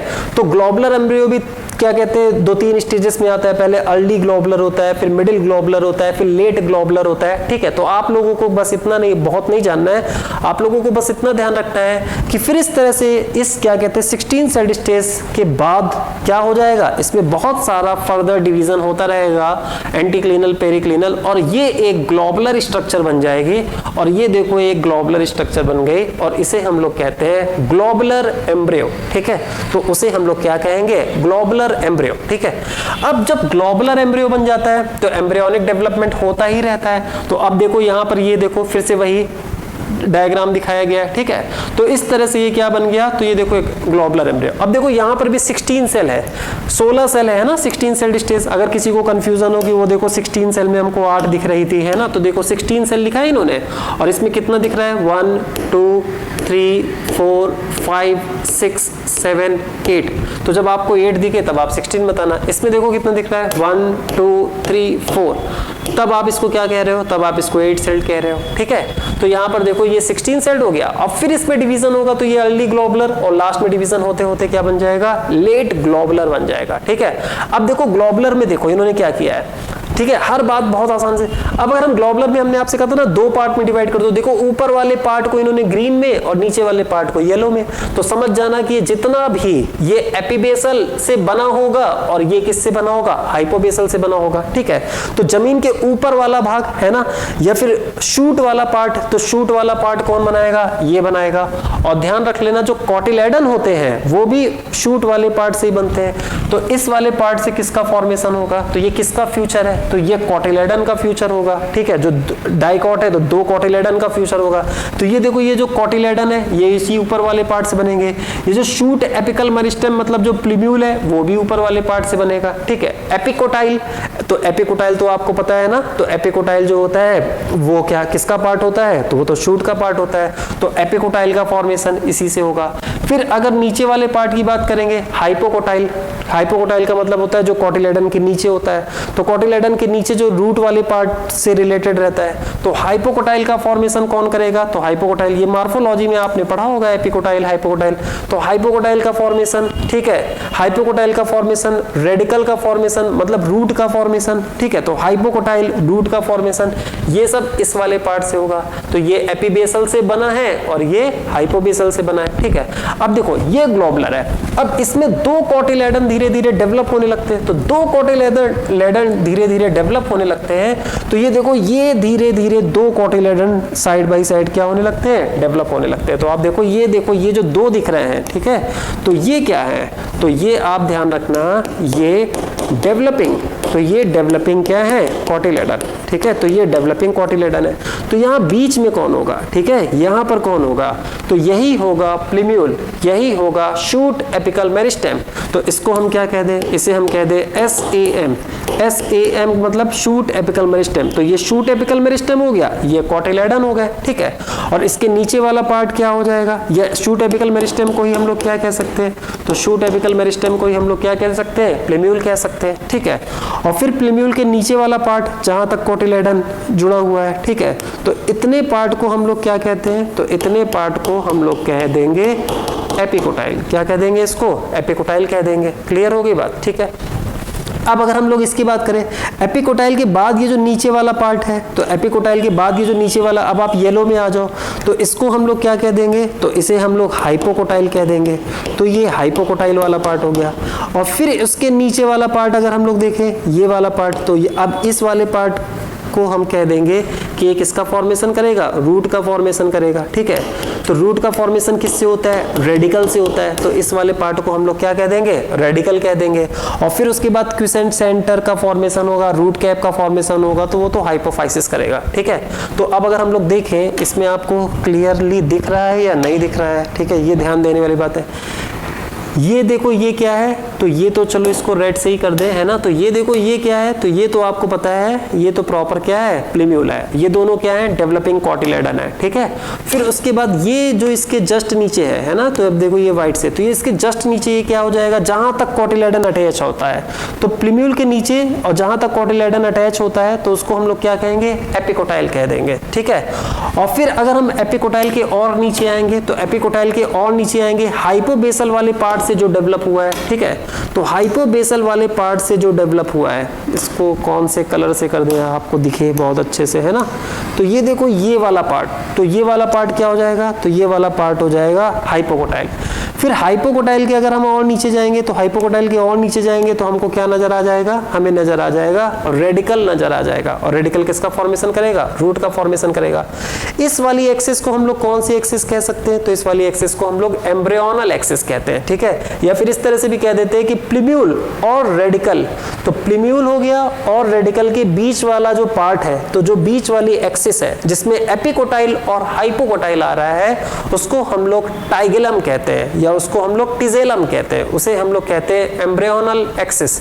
तो हम कह सकते, या तो आप देखो, आप हमेशा ये समझना कि ये वाली एक्सिस क्या है, तो इसी वाली एक्सिस में प्लीम्यूल आ रहा है, रेडिकल आ रहा है, एम्ब्रियोनल एक्सिस है, ठीक है। या फिर कभी एम्ब्रियोनल एक्सिस को ही हम लोग क्या कहते हैं, हम लोग टिजेलम कहते हैं, टाइगेलम कहते हैं, ठीक है।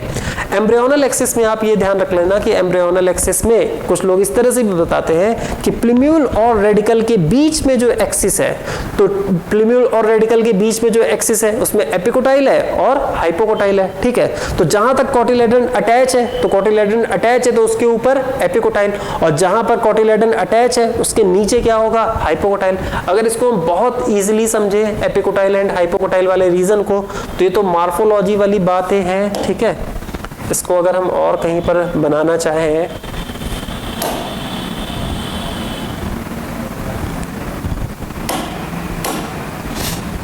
ठीक है, तो आप यहीं पर बना देते हैं कहीं पर और आप इसको समझ जाना, ठीक है। जैसे यहाँ पर एक ये देखो, ये हमने बनाया, ठीक है, तो इसको आप अलग से बनाना। ये देखो, ये कोटिलेडन हो गए, तो आप इसको कोटिलेडन मानो, ठीक है। और ये देखो इस तरह से बना दिया, ठीक है। अब ये कोटिलेडन हो गया। अब इसके ऊपर वाला पार्ट क्या है, तो ये प्लीम्यूल हो गया और ये क्या हो गया, रेडिकल हो गया। और ये दोनों क्या हो गए, तो ये 1 और 2 ये दोनों क्या हो गए, कोटिलेडन हो गए। और ये वाला पार्ट क्या हो गया, तो ये वाला पार्ट क्या हो गया, एपिकोटाइल हो गया। और ये वाला पार्ट क्या हो गया, तो ये वाला पार्ट हाइपोकोटाइल हो गया, ठीक है। इसे हम क्या कहेंगे, इसे प्लीम्यूल कहेंगे, इसे क्या कहेंगे हम, रेडिकल कहेंगे। और इस तरह से प्लीम्यूल और रेडिकल के बीच की जो एक्सिस है, तो प्लीम्यूल और रेडिकल के बीच की एक्सिस है, उसे हम लोग क्या कह देंगे, टाइजेलम या एम्ब्रियोनल एक्सिस, ठीक है। तो अब आप समझ गए कोटिलेडन का जो पॉइंट ऑफ अटैचमेंट है, उससे ऊपर वाला पार्ट एपिकोटाइल और उसके नीचे वाला पार्ट क्या होता है, हाइपोकोटाइल। तो जैसे ये प्लीम्यूल हो गया, अब ये कोटिलेडन का पॉइंट ऑफ अटैचमेंट यहाँ पर आ रहा है, तो उसके ऊपर वाले पार्ट को हमने एपिकोटाइल कह दिया और उसके नीचे वाले पार्ट को हाइपोकोटाइल कह दिया। और हाइपोकोटाइल के बाद आपको टर्मिनल में क्या मिलेगा, नीचे टर्मिनल में क्या मिलेगा, तो आपको रेडिकल मिलेगा। और रेडिकल किसका फॉर्मेशन करेगा, किसका फॉर्मेशन करेगा, रूट का फॉर्मेशन करेगा, ठीक है। अब देखो यहाँ पर जो HC लिखा है, तो HC का मतलब क्या है, हाइपोकोटाइल। RT लिखा है, तो RT का मतलब क्या हो गया, रूट हो गया। यहाँ पर QC लिखा है, क्विसेंट सेंटर, आप लोगों ने देखा होगा कि क्विसेंट सेंटर भी मौजूद होता है, ठीक है। ये आप लोगों ने एनाटॉमी में देखा होगा। ये कोटिलेडन हो गए और ये शूट एपिकल मेरिस्टेम हो गया, जिसको हम लोग क्या कह सकते हैं, प्लीम्यूल कह सकते हैं, ठीक है। तो अब आप लोगों के दिमाग में प्रॉपर एक इमेजिनेशन आ गई होगी, ठीक है। अब देखो यहाँ पर हमने फिर से ऑक्टेंट स्टेज को बना दिया है ताकि हम लोगों को समझ में आए। तो ऑक्टेंट स्टेज में जो ऊपर वाली लेयर थी उसको एपीबेसल और नीचे वाली लेयर को हम क्या कहते हैं, हाइपोबेसल। तो अब बताओ एपीबेसल ने किसका किसका फॉर्मेशन किया, क्या एपीबेसल वाले पार्ट से ही, एपीबेसल समझ गए ना, ये ग्रीन वाला पार्ट है। अब देखो ना, इस ग्रीन वाले पार्ट से क्या क्या डेवलप हो रहा है, क्या एपीबेसल वाले पार्ट से कोटिलेडन डेवलप हुआ, यस। क्या शूट एपिकल मेरिस्टेम डेवलप हुआ, यस। क्या एपिकोटाइल डेवलप हुआ, यस। और हाइपोबेसल वाले पार्ट से क्या डेवलप हुआ, तो हाइपोबेसल वाले पार्ट से देखो क्या क्या डेवलप हुआ है, हाइपोकोटाइल। हाइपोबेसल वाला पार्ट ये हो गया ना, येलो वाला पार्ट, इससे क्या डेवलप हुआ, तो इससे हाइपोकोटाइल डेवलप हुआ। और इससे क्या डेवलप हुआ, तो इससे रेडिकल। तो हाइपोकोटाइल डेवलप हुआ, रूट एपिकल मेरिस्टेम मतलब रेडिकल डेवलप हो गया। और ये वाली जो सेल है, इसके बारे में हमने आपसे पूछा है, तो बताओ ये वाली सेल क्या है, हाइपोफाइसिस। और हाइपोफाइसिस से किसका फॉर्मेशन हो गया, रूट कैप का फॉर्मेशन हो गया, ठीक है। अब एक लास्ट बात, ये जो ग्लोबुलर एम्ब्रियो होता है ना, ये जो ग्लोबुलर एम्ब्रियो, अगर इस ग्लोबुलर एम्ब्रियो को हम देखें तो इस ग्लोबुलर एम्ब्रियो में जानते हो क्या बन चुकी है, 3 लेयर्स बन चुकी है, 3 मेरिस्टेमेटिक लेयर, जो फ्यूचर पूरी प्लांट की इंटरनल स्ट्रक्चर को बनाएंगे। अगर आपको प्लांट एनाटॉमी याद हो तो प्लांट एनाटॉमी में आपको डर्मेटोजन बताया गया है, आपको पेरीब्लेम बताया गया है और आपको क्या बताया गया है, प्लीरोम बताया गया है। डर्मेटोजन बताया गया है, पेरीब्लेम बताया गया है, प्लीरोम, ठीक है। लेकिन अगर आप हैबरलैंड के अकॉर्डिंग याद करो तो हैबरलैंड के अकॉर्डिंग एम्ब्रियो में कितनी लेयर्स होती हैं, तो हैबरलैंड के अकॉर्डिंग अगर आप याद करो तो, और हैबरलैंड को ही वेल एक्सेप्टेड माना गया है, तो उन्होंने बताया था protoderm, procambium and ground meristem, ठीक है। तो ये आपको पढ़ाया गया है।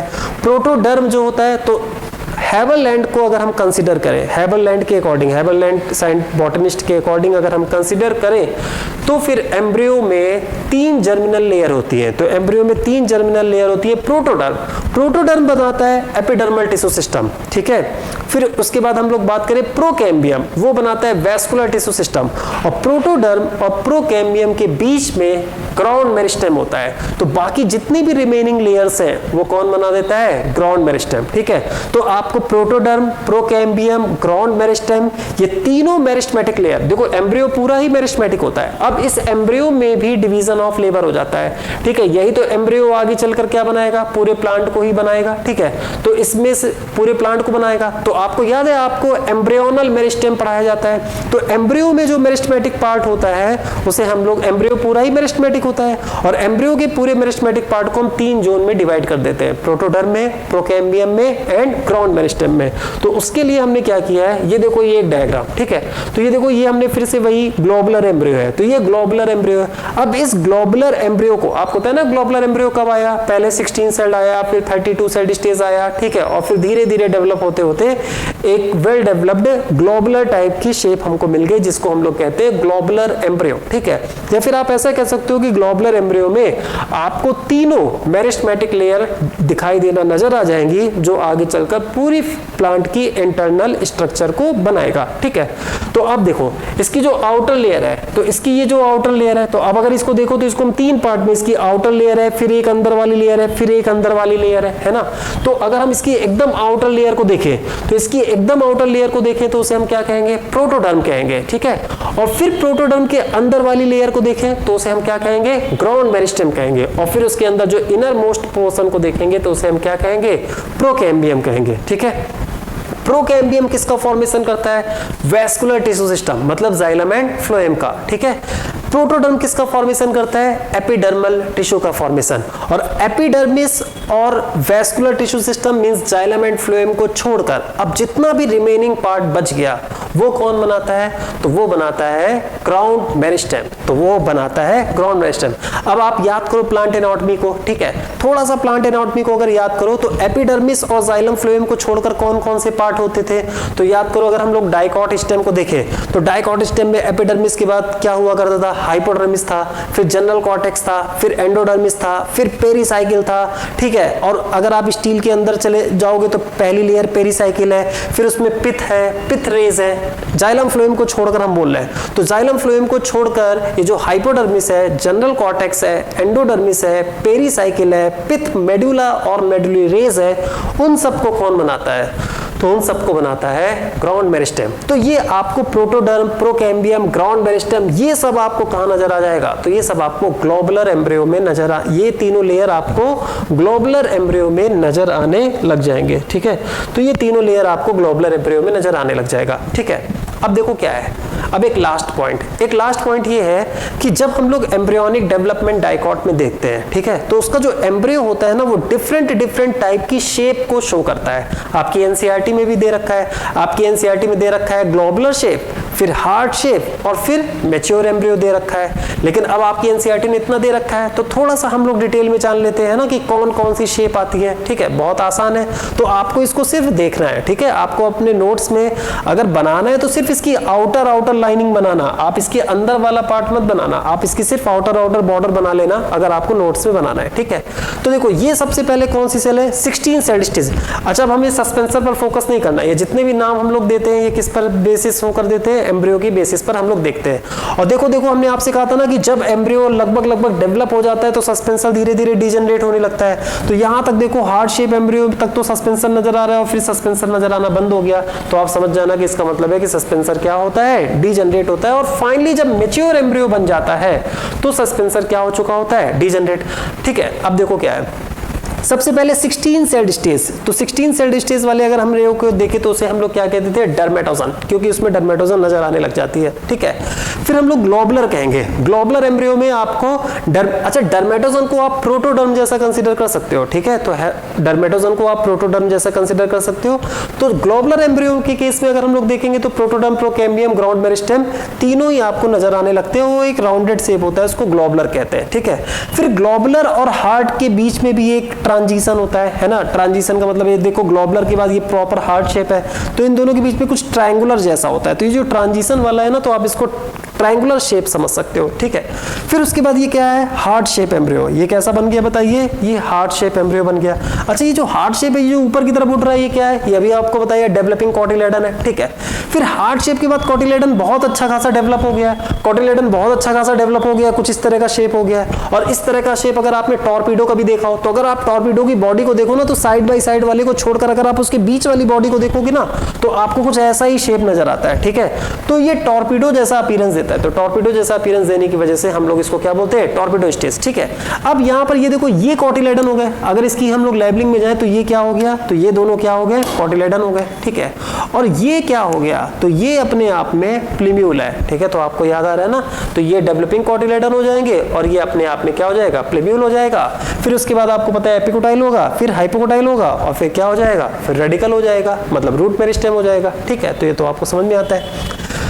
अब देखो क्या होता है, अब देखो ये वाली स्टेज तो क्या कहलाते हैं, टॉर्पीडो स्टेज। और फिर उसके बाद धीरे धीरे क्या होता है, जैसे जैसे कोटिलेडन डेवलप होता है, तो कोटिलेडन अभी और डेवलप होगा, और कोटिलेडन जब और डेवलप होगा ना, तो थोड़ा सा झुकने लग जाता है। तो ये देखो थोड़ा सा झुकने लग गया। अब क्यों झुकने लग गया, वही बात हमने आपको स्टार्टिंग में बताया था। ये हम लोग डेवलपमेंट किस में देख रहे हैं, तो ये हम लोग डेवलपमेंट कैप्सुला में देख रहे हैं। तो अगर हम लोग डेवलपमेंट कैप्सुला में देख रहे हैं, तो कैप्सुला में जो ओव्यूलर बॉडी है वो कैसी होती है, वो स्लाइड, मतलब उसमें क्या होती है, उसमें कर्व होता है। तो ओव्यूलर बॉडी कर्व्ड होती है। तो ओव्यूलर बॉडी अगर सोचो कि अगर ओव्यूल है, ठीक है, और ओव्यूल में थोड़ा सा कर्व है, तो अगर ओव्यूल प्रॉपर ऐसे ना होकर ओव्यूल में थोड़ा सा क्या है, तिरछा है, थोड़ा सा कर्व आपको नजर आ रहा है, तो ऑब्वियस है कि कोटिलेडन जैसे जैसे डेवलप होगा, तो अगर ओव्यूलर बॉडी कर्व है तो कोटिलेडन भी क्या होता जाएगा, कर्व होता चला जाएगा, ठीक है। और धीरे धीरे क्या होगा, कोटिलेडन बहुत ज्यादा डेवलप हो जाता है, और कोटिलेडन बहुत ज्यादा डेवलप हो जाता है, ऊपर तो जा नहीं पाएगा क्योंकि ओव्यूलर बॉडी की अपनी एक बाउंड्री है, ठीक है, और साथ ही साथ वो कर्व है। तो ये बढ़ते बढ़ते कर्व होने की वजह से ये कोटिलेडन क्या होता है, ये इस तरह से नीचे की तरफ क्या हो जाता है, डाउनवर्ड झुक जाता है, ठीक है। तो ये आपको क्या कहते हैं, इस वाली स्टेज को हम लोग क्या कहते हैं, इस वाली स्टेज को हम लोग वॉकिंग स्टिक कह देते हैं। आप इसको भी वॉकिंग स्टिक कह सकते हो, इसको भी वॉकिंग स्टिक कह सकते हो। और फिर फाइनली क्या हो जाता है, ये जो वॉकिंग स्टिक वाली स्टेज आ गई है ना, तो वॉकिंग स्टिक वाली स्टेज आ गई है। अब यहाँ पर कोटिलेडन और प्लीम्यूल, रेडिकल, एपिकोटाइल, हाइपोकोटाइल पूरी तरह से डेवलप हो जाते हैं। इसको हम लोग कहते हैं मैच्योर एम्ब्रियो, और इसके बाद कोई फर्दर स्टेज नहीं देखी जाती है। मतलब अब यहीं पर एम्ब्रियोनिक डेवलपमेंट क्या हो जाता है, अरेस्ट हो जाता है, ठीक है। तो आपसे एग्जामिनर जानते हो सीक्वेंस पूछ सकता है, तो उसमें हम लोगों को परेशानी ना हो। तो सीक्वेंस अगर वो पूछ सकता है तो क्या हो गया सीक्वेंस, तो सबसे पहले क्या आएगा, तो सबसे पहले डर्मेटोजन आएगा, फिर ग्लोबुलर आएगा, फिर ट्रांजिशन के बाद हार्ट शेप आएगा, देन टॉर्पीडो आ जाएगा, देन वॉकिंग स्टिक आ जाएगा, और फिर फाइनली क्या आ जाएगा, मैच्योर एम्ब्रियो आ जाएगा, ठीक है। तो अब बस बहुत तेज देख लो, अब आपको पूरी तरह से ये देखो, ये पूरी सारी स्टेजेस समझ में आ गई, ठीक है। और जब टॉर्पीडो के बाद वॉकिंग स्टिक, मैच्योर एम्ब्रियो आ गया, तो इसका मतलब है कि डेवलपमेंट क्या हो गया, कंप्लीट हो गया। फिर उसके बाद ये देखो, ये वाली स्ट्रक्चर आपको ग्लोबुलर एम्ब्रियो का पार्ट होता है, ये आपको समझ में आ गया। ये सस्पेंसर आपको समझ में आ गया। ग्लोबुलर एम्ब्रियो में प्रोटोडर्म, प्रोकैम्बियम, ग्राउंड मेरिस्टेम नजर आएगा, ये आप समझ गए, ठीक है। और ये देखो, ये आप प्रॉपर एम्ब्रियोनिक डेवलपमेंट देख रहे हो, तो ये एम्ब्रियोनिक डेवलपमेंट आप देख रहे हो ना, तो कैसे 8 सेल आया, कैसे 16 सेल आया, फिर ग्लोबुलर कैसे आया, फिर उसके बाद हार्ट शेप आया, ऊपर वाला लेयर एपीबेसल, नीचे वाली हाइपोबेसल से बनी है, ठीक है। और ऊपर वाले ने क्या क्या बनाया, एपीबेसल ने हमने ऑक्टेंट में, एपीबेसल और हाइपोबेसल तो ऑक्टेंट में ही आ जाता है, तो एपीबेसल ने क्या बनाया, हाइपोबेसल ने क्या बनाया, तो ये बात हम लोगों को क्या हो गई, क्लियर हो गई। तो इसमें प्रॉपर अगर आप डिवीजन देखोगे तो ये सारे डिवीजन आपको समझ में आते हैं। और इस तरह से अगर हम लोग देखें तो हम लोगों ने क्या क्लियर कर लिया, हम लोगों ने पूरी तरह से एम्ब्रियोनिक डेवलपमेंट को क्या कर लिया, कंप्लीट कर लिया, ठीक है। तो एक लास्ट बात जल्दी से बताओ, जाइगोट है, जाइगोट पे एक ट्रांसवर्स डिवीजन हुआ, एपिकल सेल बना, बेसल सेल बना, एम्ब्रियोनल सेल। एम्ब्रियोनल सेल में अगर हम लोग सबसे पहले बेसल सेल को देख लेते हैं, उसमें कई सारे ट्रांसवर्स डिवीजन हो जाएंगे। 6 to 10 सेल स्टेज की क्या बन जाएगा, सस्पेंसर बन जाएगा। उसकी लास्ट सेल फुली हुई होती है, उसको वेसिकुलर या हॉस्टोरियल सेल कहते हैं। और फिर उसके बाद क्या कहते हैं, अगर हम लोग जाइगोट की बात करें तो उसमें एक वर्टिकल डिवीजन हो जाएगा, 2 सेल स्टेज आ जाएगी। फिर उसमें एक और वर्टिकल डिवीजन हो जाएगा, 4 सेल स्टेज आएगी, जिसको हम लोग क्वाड्रेंट स्टेज कहेंगे। और फिर एक ट्रांसवर्स डिवीजन हो जाएगा, अपर टीयर और लोअर टीयर, एपीबेसल और हाइपोबेसल बन जाएगा। उसको हम लोग कौन सी सेल स्टेज कह देंगे, तो फिर उसको हम लोग कौन सी सेल स्टेज कह देंगे, ऑक्टेंट कह देंगे। फिर ऑक्टेंट में अपर लेयर में पेरिक्लिनल डिवीजन, लोअर में पेरिक्लिनल डिवीजन, 16 सेल स्टेज आ जाएगा। जाएगा, तो उसको हम लोग क्या कह देंगे, क्वाड्रेंट स्टेज कह देंगे, ठीक ना, सॉरी 16 सेल्ड स्टेज को हम लोग क्या कह देंगे, डर्मेटोजन स्टेज कह देंगे। और फिर बार बार एंटीक्लिनर पेरिक्लिनर डिवीजन से यही जो क्या कहते हैं डर्मेटोजन स्टेज है, ये किसमें कन्वर्ट हो जाएगा, तो ये प्रॉपर किसमें कन्वर्ट हो जाएगा, ग्लोबुलर एम्ब्रियो में। और उसमें आपको प्रोटोडर्म, प्रोकैम्बियम, ग्राउंड मेरिस्टेम आपको नजर आने लगेगा। फिर ग्लोबुलर के कोटिलेडन डेवलप होते चले जाएंगे, तो वो धीरे धीरे हार्ट शेप में नजर आने लगेगा, और कोटिलेडन डेवलप होते चले जाएंगे तो कुछ इस तरह से नजर आएगा, टॉर्पिडो शेप में नजर आने लगेगा। और फिर ओव्यूल की बॉडी कर्व होने की वजह से कोटिलेडन क्या होने लगेगा, झुकने लगेगा, तो आपको वॉकिंग स्टिक नजर आने लगेगा। और फिर वही वॉकिंग स्टिक जैसी स्टेज में धीरे धीरे कोटिलेडन मैक्सिमली डेवलप हो जाता है, मैच्योर एम्ब्रियो बन जाएगा। और फिर अगर हम लोग देखें, अगर हम लोग हार्ट शेप एम्ब्रियो की बात देखें, तो धीरे धीरे सस्पेंसर क्या हो जाता है, डीजनरेट हो जाएगा, और यहाँ पर आने के बाद एम्ब्रियोनिक डेवलपमेंट क्या हो जाता है, कंप्लीट हो जाता है। ठीक है, thank you students. Hello students, तो हम लोगों ने इस तरह से development of embryo in dicot completely diagram से देख लिया। ठीक है, और सारी की सारी बातें जो थ्योरेटिकल है वो सब हमने आपको डायग्राम के साथ बता दिया है। फिर भी आपको नोट्स बनाने होंगे। ठीक है, तो उस पॉइंट ऑफ व्यू से हमने आपके सामने क्या लिख रखी है, थ्योरी लिख रखी है, और अब आप इसको क्या कर लेना, नोट कर लेना। ठीक है, तो हम सिर्फ थ्योरी को पढ़ते पढ़ते जा रहे हैं, हमने आपको प्रॉपर समझा दिया है।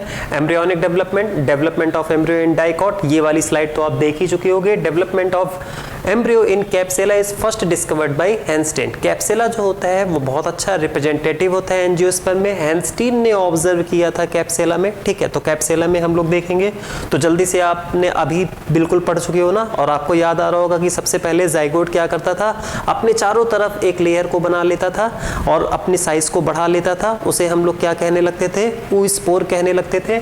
इन angiosperm zygote undergoes in resting phase, पहले वो रेस्टिंग फेज में जाता है, ये बात हम आपको बता चुके हैं। क्यों रेस्टिंग फेज में जाता है, जब तक कि एंडोस्पर्म का फॉर्मेशन नहीं हो जाएगा।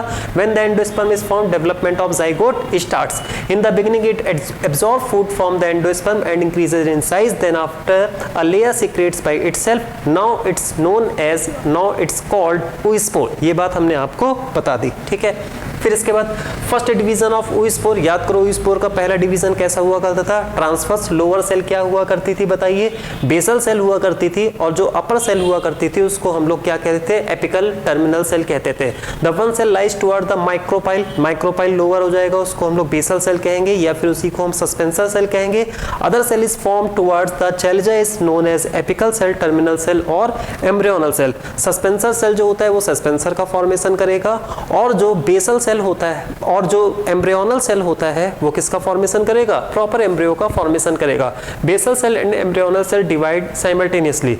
अगर हम बेसल सेल की बात करें, सस्पेंसर तो आपको पता है ना, सस्पेंसर बनाने के लिए बार बार ट्रांसवर्स डिवीजन हो रहा था। Basal cell divide transversely and apical cell divides, और एपिकल ने कैसा डिवीजन किया, तो फर्स्ट डिवीजन जो एपिकल में हुआ वो कैसा हुआ है, वर्टिकल। ठीक है, यहाँ पर हम आपको एक पॉइंट बताएंगे मोनोकॉट के लिए। ठीक है, उसको आप ऐसे ही लिख लेना।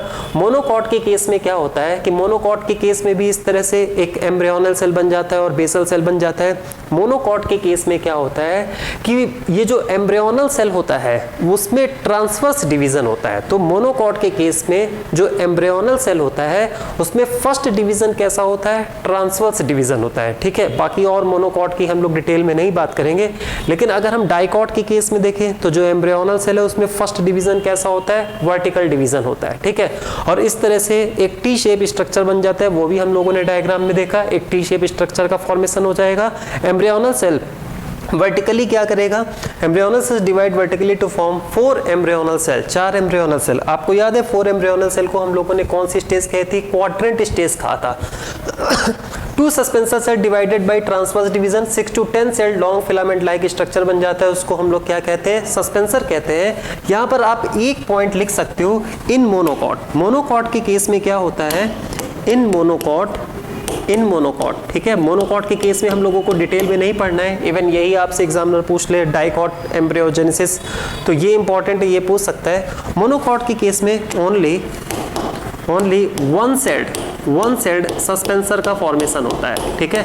तो मोनोकॉट के केस में आप लोग याद रख लेना कि जो सस्पेंसर होता है उसमें कितने सेल होती है, वन सेल होती है। इसका मतलब है कि अब आप कॉमन सेंस का इस्तेमाल करो, मोनोकॉट के केस में जो बेसल सेल है उसमें फर्दर डिवीजन नहीं हुआ होगा और वही बेसल सेल क्या कहलाएगा, सस्पेंसर सेल, या उसी स्ट्रक्चर को हम लोग सस्पेंसर कह सकते हैं, ठीक है। जबकि आपको पता है डाइकॉट एम्ब्रियो में क्या होगा, 6 to 10 सेल्ड का क्या बनेगा, तो 6 to 10 सेल्ड का सस्पेंसर बनेगा। मेन फंक्शन ऑफ सस्पेंसर हमने आपको क्या कहा है, एम्ब्रियो को पुश करना, किधर की ओर पुश करना, एंडोस्पर्म की तरफ पुश करना, ताकि उसको क्या मिल सके, नरिशमेंट मिल सके। Micropylar cell of the suspensor, आपको याद है सबसे लोअर जो माइक्रोपाइलर के पास है वो फूल जाती है, उसको हम लोग वेसिकुलर सेल कहते हैं या फिर उसे हम लोग हॉस्टोरियल सेल कहते हैं, ठीक है। आपको होता है वो सस्पेंसर सेल जो कि कहां पर होती है, एम्ब्रियोनल सेल के पास होती है, उसे हम लोग क्या कहते हैं, हाइपोफाइसिस कहते हैं। Cell combined with radicle to form, ठीक है, क्या बनाता है, एपेक्स ऑफ रूट। और आपको पता है कि हमने आपको खूब बताया है कि हाइपोफाइसिस किसका फॉर्मेशन करता है, रूट कैप का फॉर्मेशन करता है, ठीक है। These 4 cell quadrant embryo further divide transversely to produce 8, उसको हम लोग ऑक्टेंट स्टेज कहते हैं। ये सारी बातें मैं आपको बता चुके, इसी वजह से अब हम थोड़ा सा फास्ट बता रहे हैं, आप लोग बाद में इसको क्या करके पॉज करके नोट करते रहना। The 8 cell stage of embryo octant stage कहलाता है। ऑक्टेंट आर अरेंज्ड, ऑक्टेंट को हमने 2 टियर में डिवाइड किया था, एपीबेसल और हाइपोबेसल, तो उसमें वही लिखा है कि एपीबेसल और हाइपोबेसल, ठीक है। हाइपोबेसल किसको बनाता है, तो हाइपोबेसल हमने कहा था हाइपोकोटाइल को बना देगा, ठीक है, रेडिकल को बना देगा। हाइपोफाइसिस जबकि किसको बना देगा, रूट कैप को। और एपीबेसल किसको बना देगा, कोटिलेडन एंड प्लूम्यूल, ये भी बात हमने आपको डायग्राम में बताया है। All the cells of octant, अब जो ऑक्टेंट है उसमें पेरिक्लिनल डिवीजन होता है, और पेरिक्लिनल डिवीजन के बाद क्या बन जाएगा, तो ऑक्टेंट में जो होगा पेरिक्लिनल डिवीजन के बाद 16 सेल्ड ग्लोबुलर एम्ब्रियो का फॉर्मेशन हो जाता है।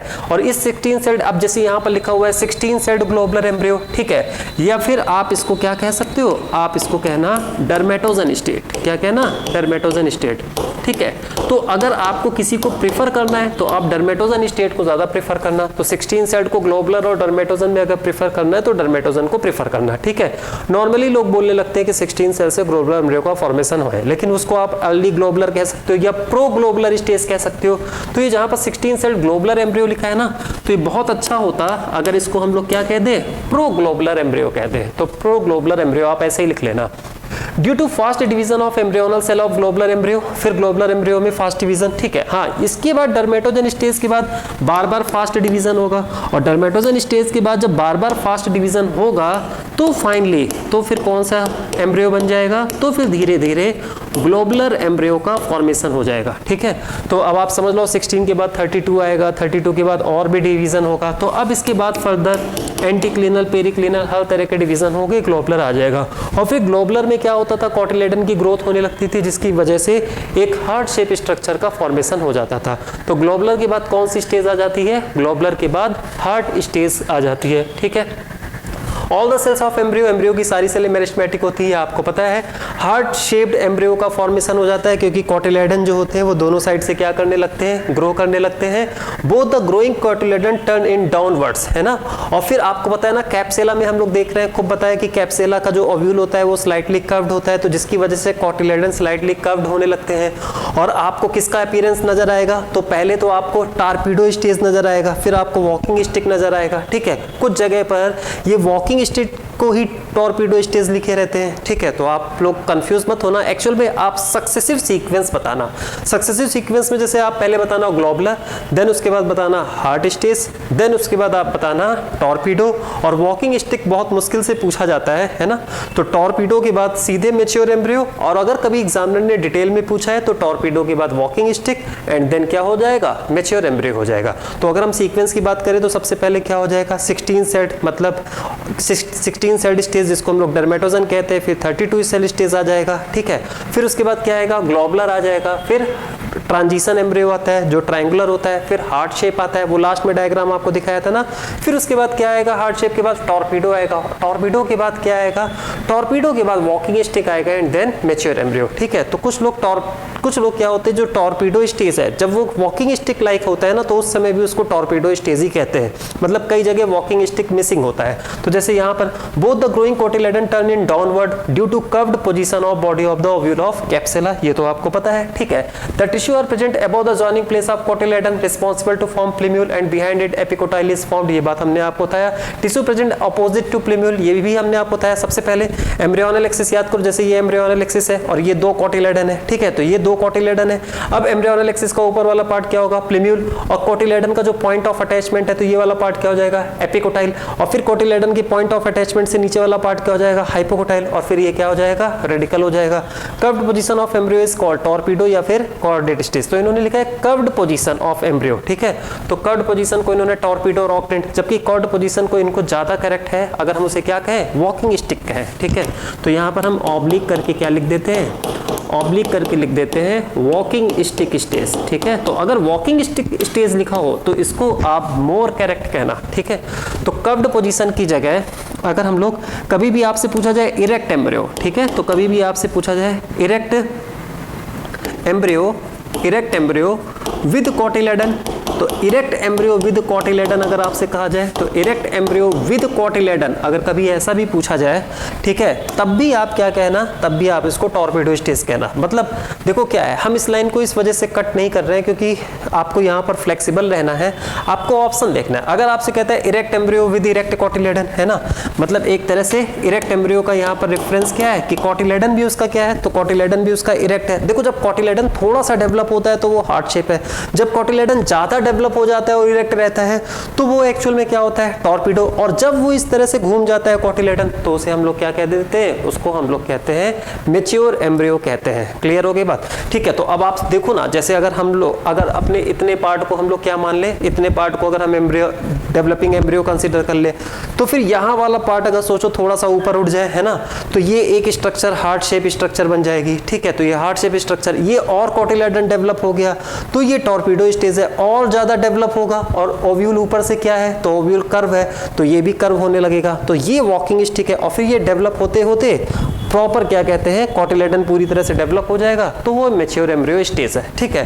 तो एग्जैक्ट क्या है कि अगर कभी भी ऑप्शन में एम्ब्रियो विद इरेक्ट कोटिलेडन पूछा जाए तो आप टॉर्पीडो स्टेज ही कहना, ठीक है। और एम्ब्रियो अगर आपसे पूछा जाए विद कर्व्ड कोटिलेडन तो फिर आप उसको वॉकिंग स्टिक कहना। लेकिन अगर कभी भी ऑप्शन में, ठीक है, कभी भी ऑप्शन में कर्व्ड पोजीशन के लिए वॉकिंग स्टिक नहीं दिया हुआ है तो फिर आप किसको प्रेफर करना, तो फिर आप लोग टॉर्पीडो स्टेज को क्या कर देना, प्रेफर करना, ठीक है। जैसे आप लोगों ने प्लांट फिजियोलॉजी में क्रेब साइकिल पढ़ते हो ना, तो कई बात क्या होता है कि जो कोई इंटरमीडिएट अगर मिसिंग होता है तो हम लोग सक्सेसिव क्या कहते हैं, देखते हैं कि सक्सेसिव कौन से एसिड है उसको हम लोग आंसर करते हैं। तो ठीक इसी तरह से आपको सक्सेसिवली आंसर करना है। अगर एक ऑप्शन मिसिंग है जो आप राइट ऑप्शन जानते हो, ठीक है, तो फिर उसकी जो फर्दर स्टेज है आप उसके अकॉर्डिंग आंसर कर दोगे, ठीक है। आप मेरी बात समझ गए होगे। अगर उसने इरेक्ट कोटिलेडन के साथ पूछा है तो आप क्या कहना, टॉर्पीडो स्टेज कहना। लेकिन अगर इरेक्ट कोटिलेडन में टॉर्पीडो स्टेज, इरेक्ट कोटिलेडन के बाद अगर उसने कर्व्ड क्या कहते हैं कोटिलेडन के साथ आंसर पूछा है और उसमें कर्व्ड कोटिलेडन के साथ में आप उसने क्वेश्चन पूछा है और उसमें वॉकिंग स्टेज नहीं दे रखा है, वॉकिंग स्टिक स्टेज नहीं दे रखा है, तो हम टॉर्पीडो को करेक्ट कर सकते हैं, ठीक है। An axis present between the, तो ये तो हमने आपसे कहा ना, ये प्लीम्यूल हो गया, ये रेडिकल हो गया, तो ये वाली जो एक्सिस है तो इस वाली एक्सिस को हम लोग एम्ब्रियोनल एक्सिस कहते हैं, या इसी को हम लोग टाइगेलम कह देते हैं, टाइगेलम कह देते हैं।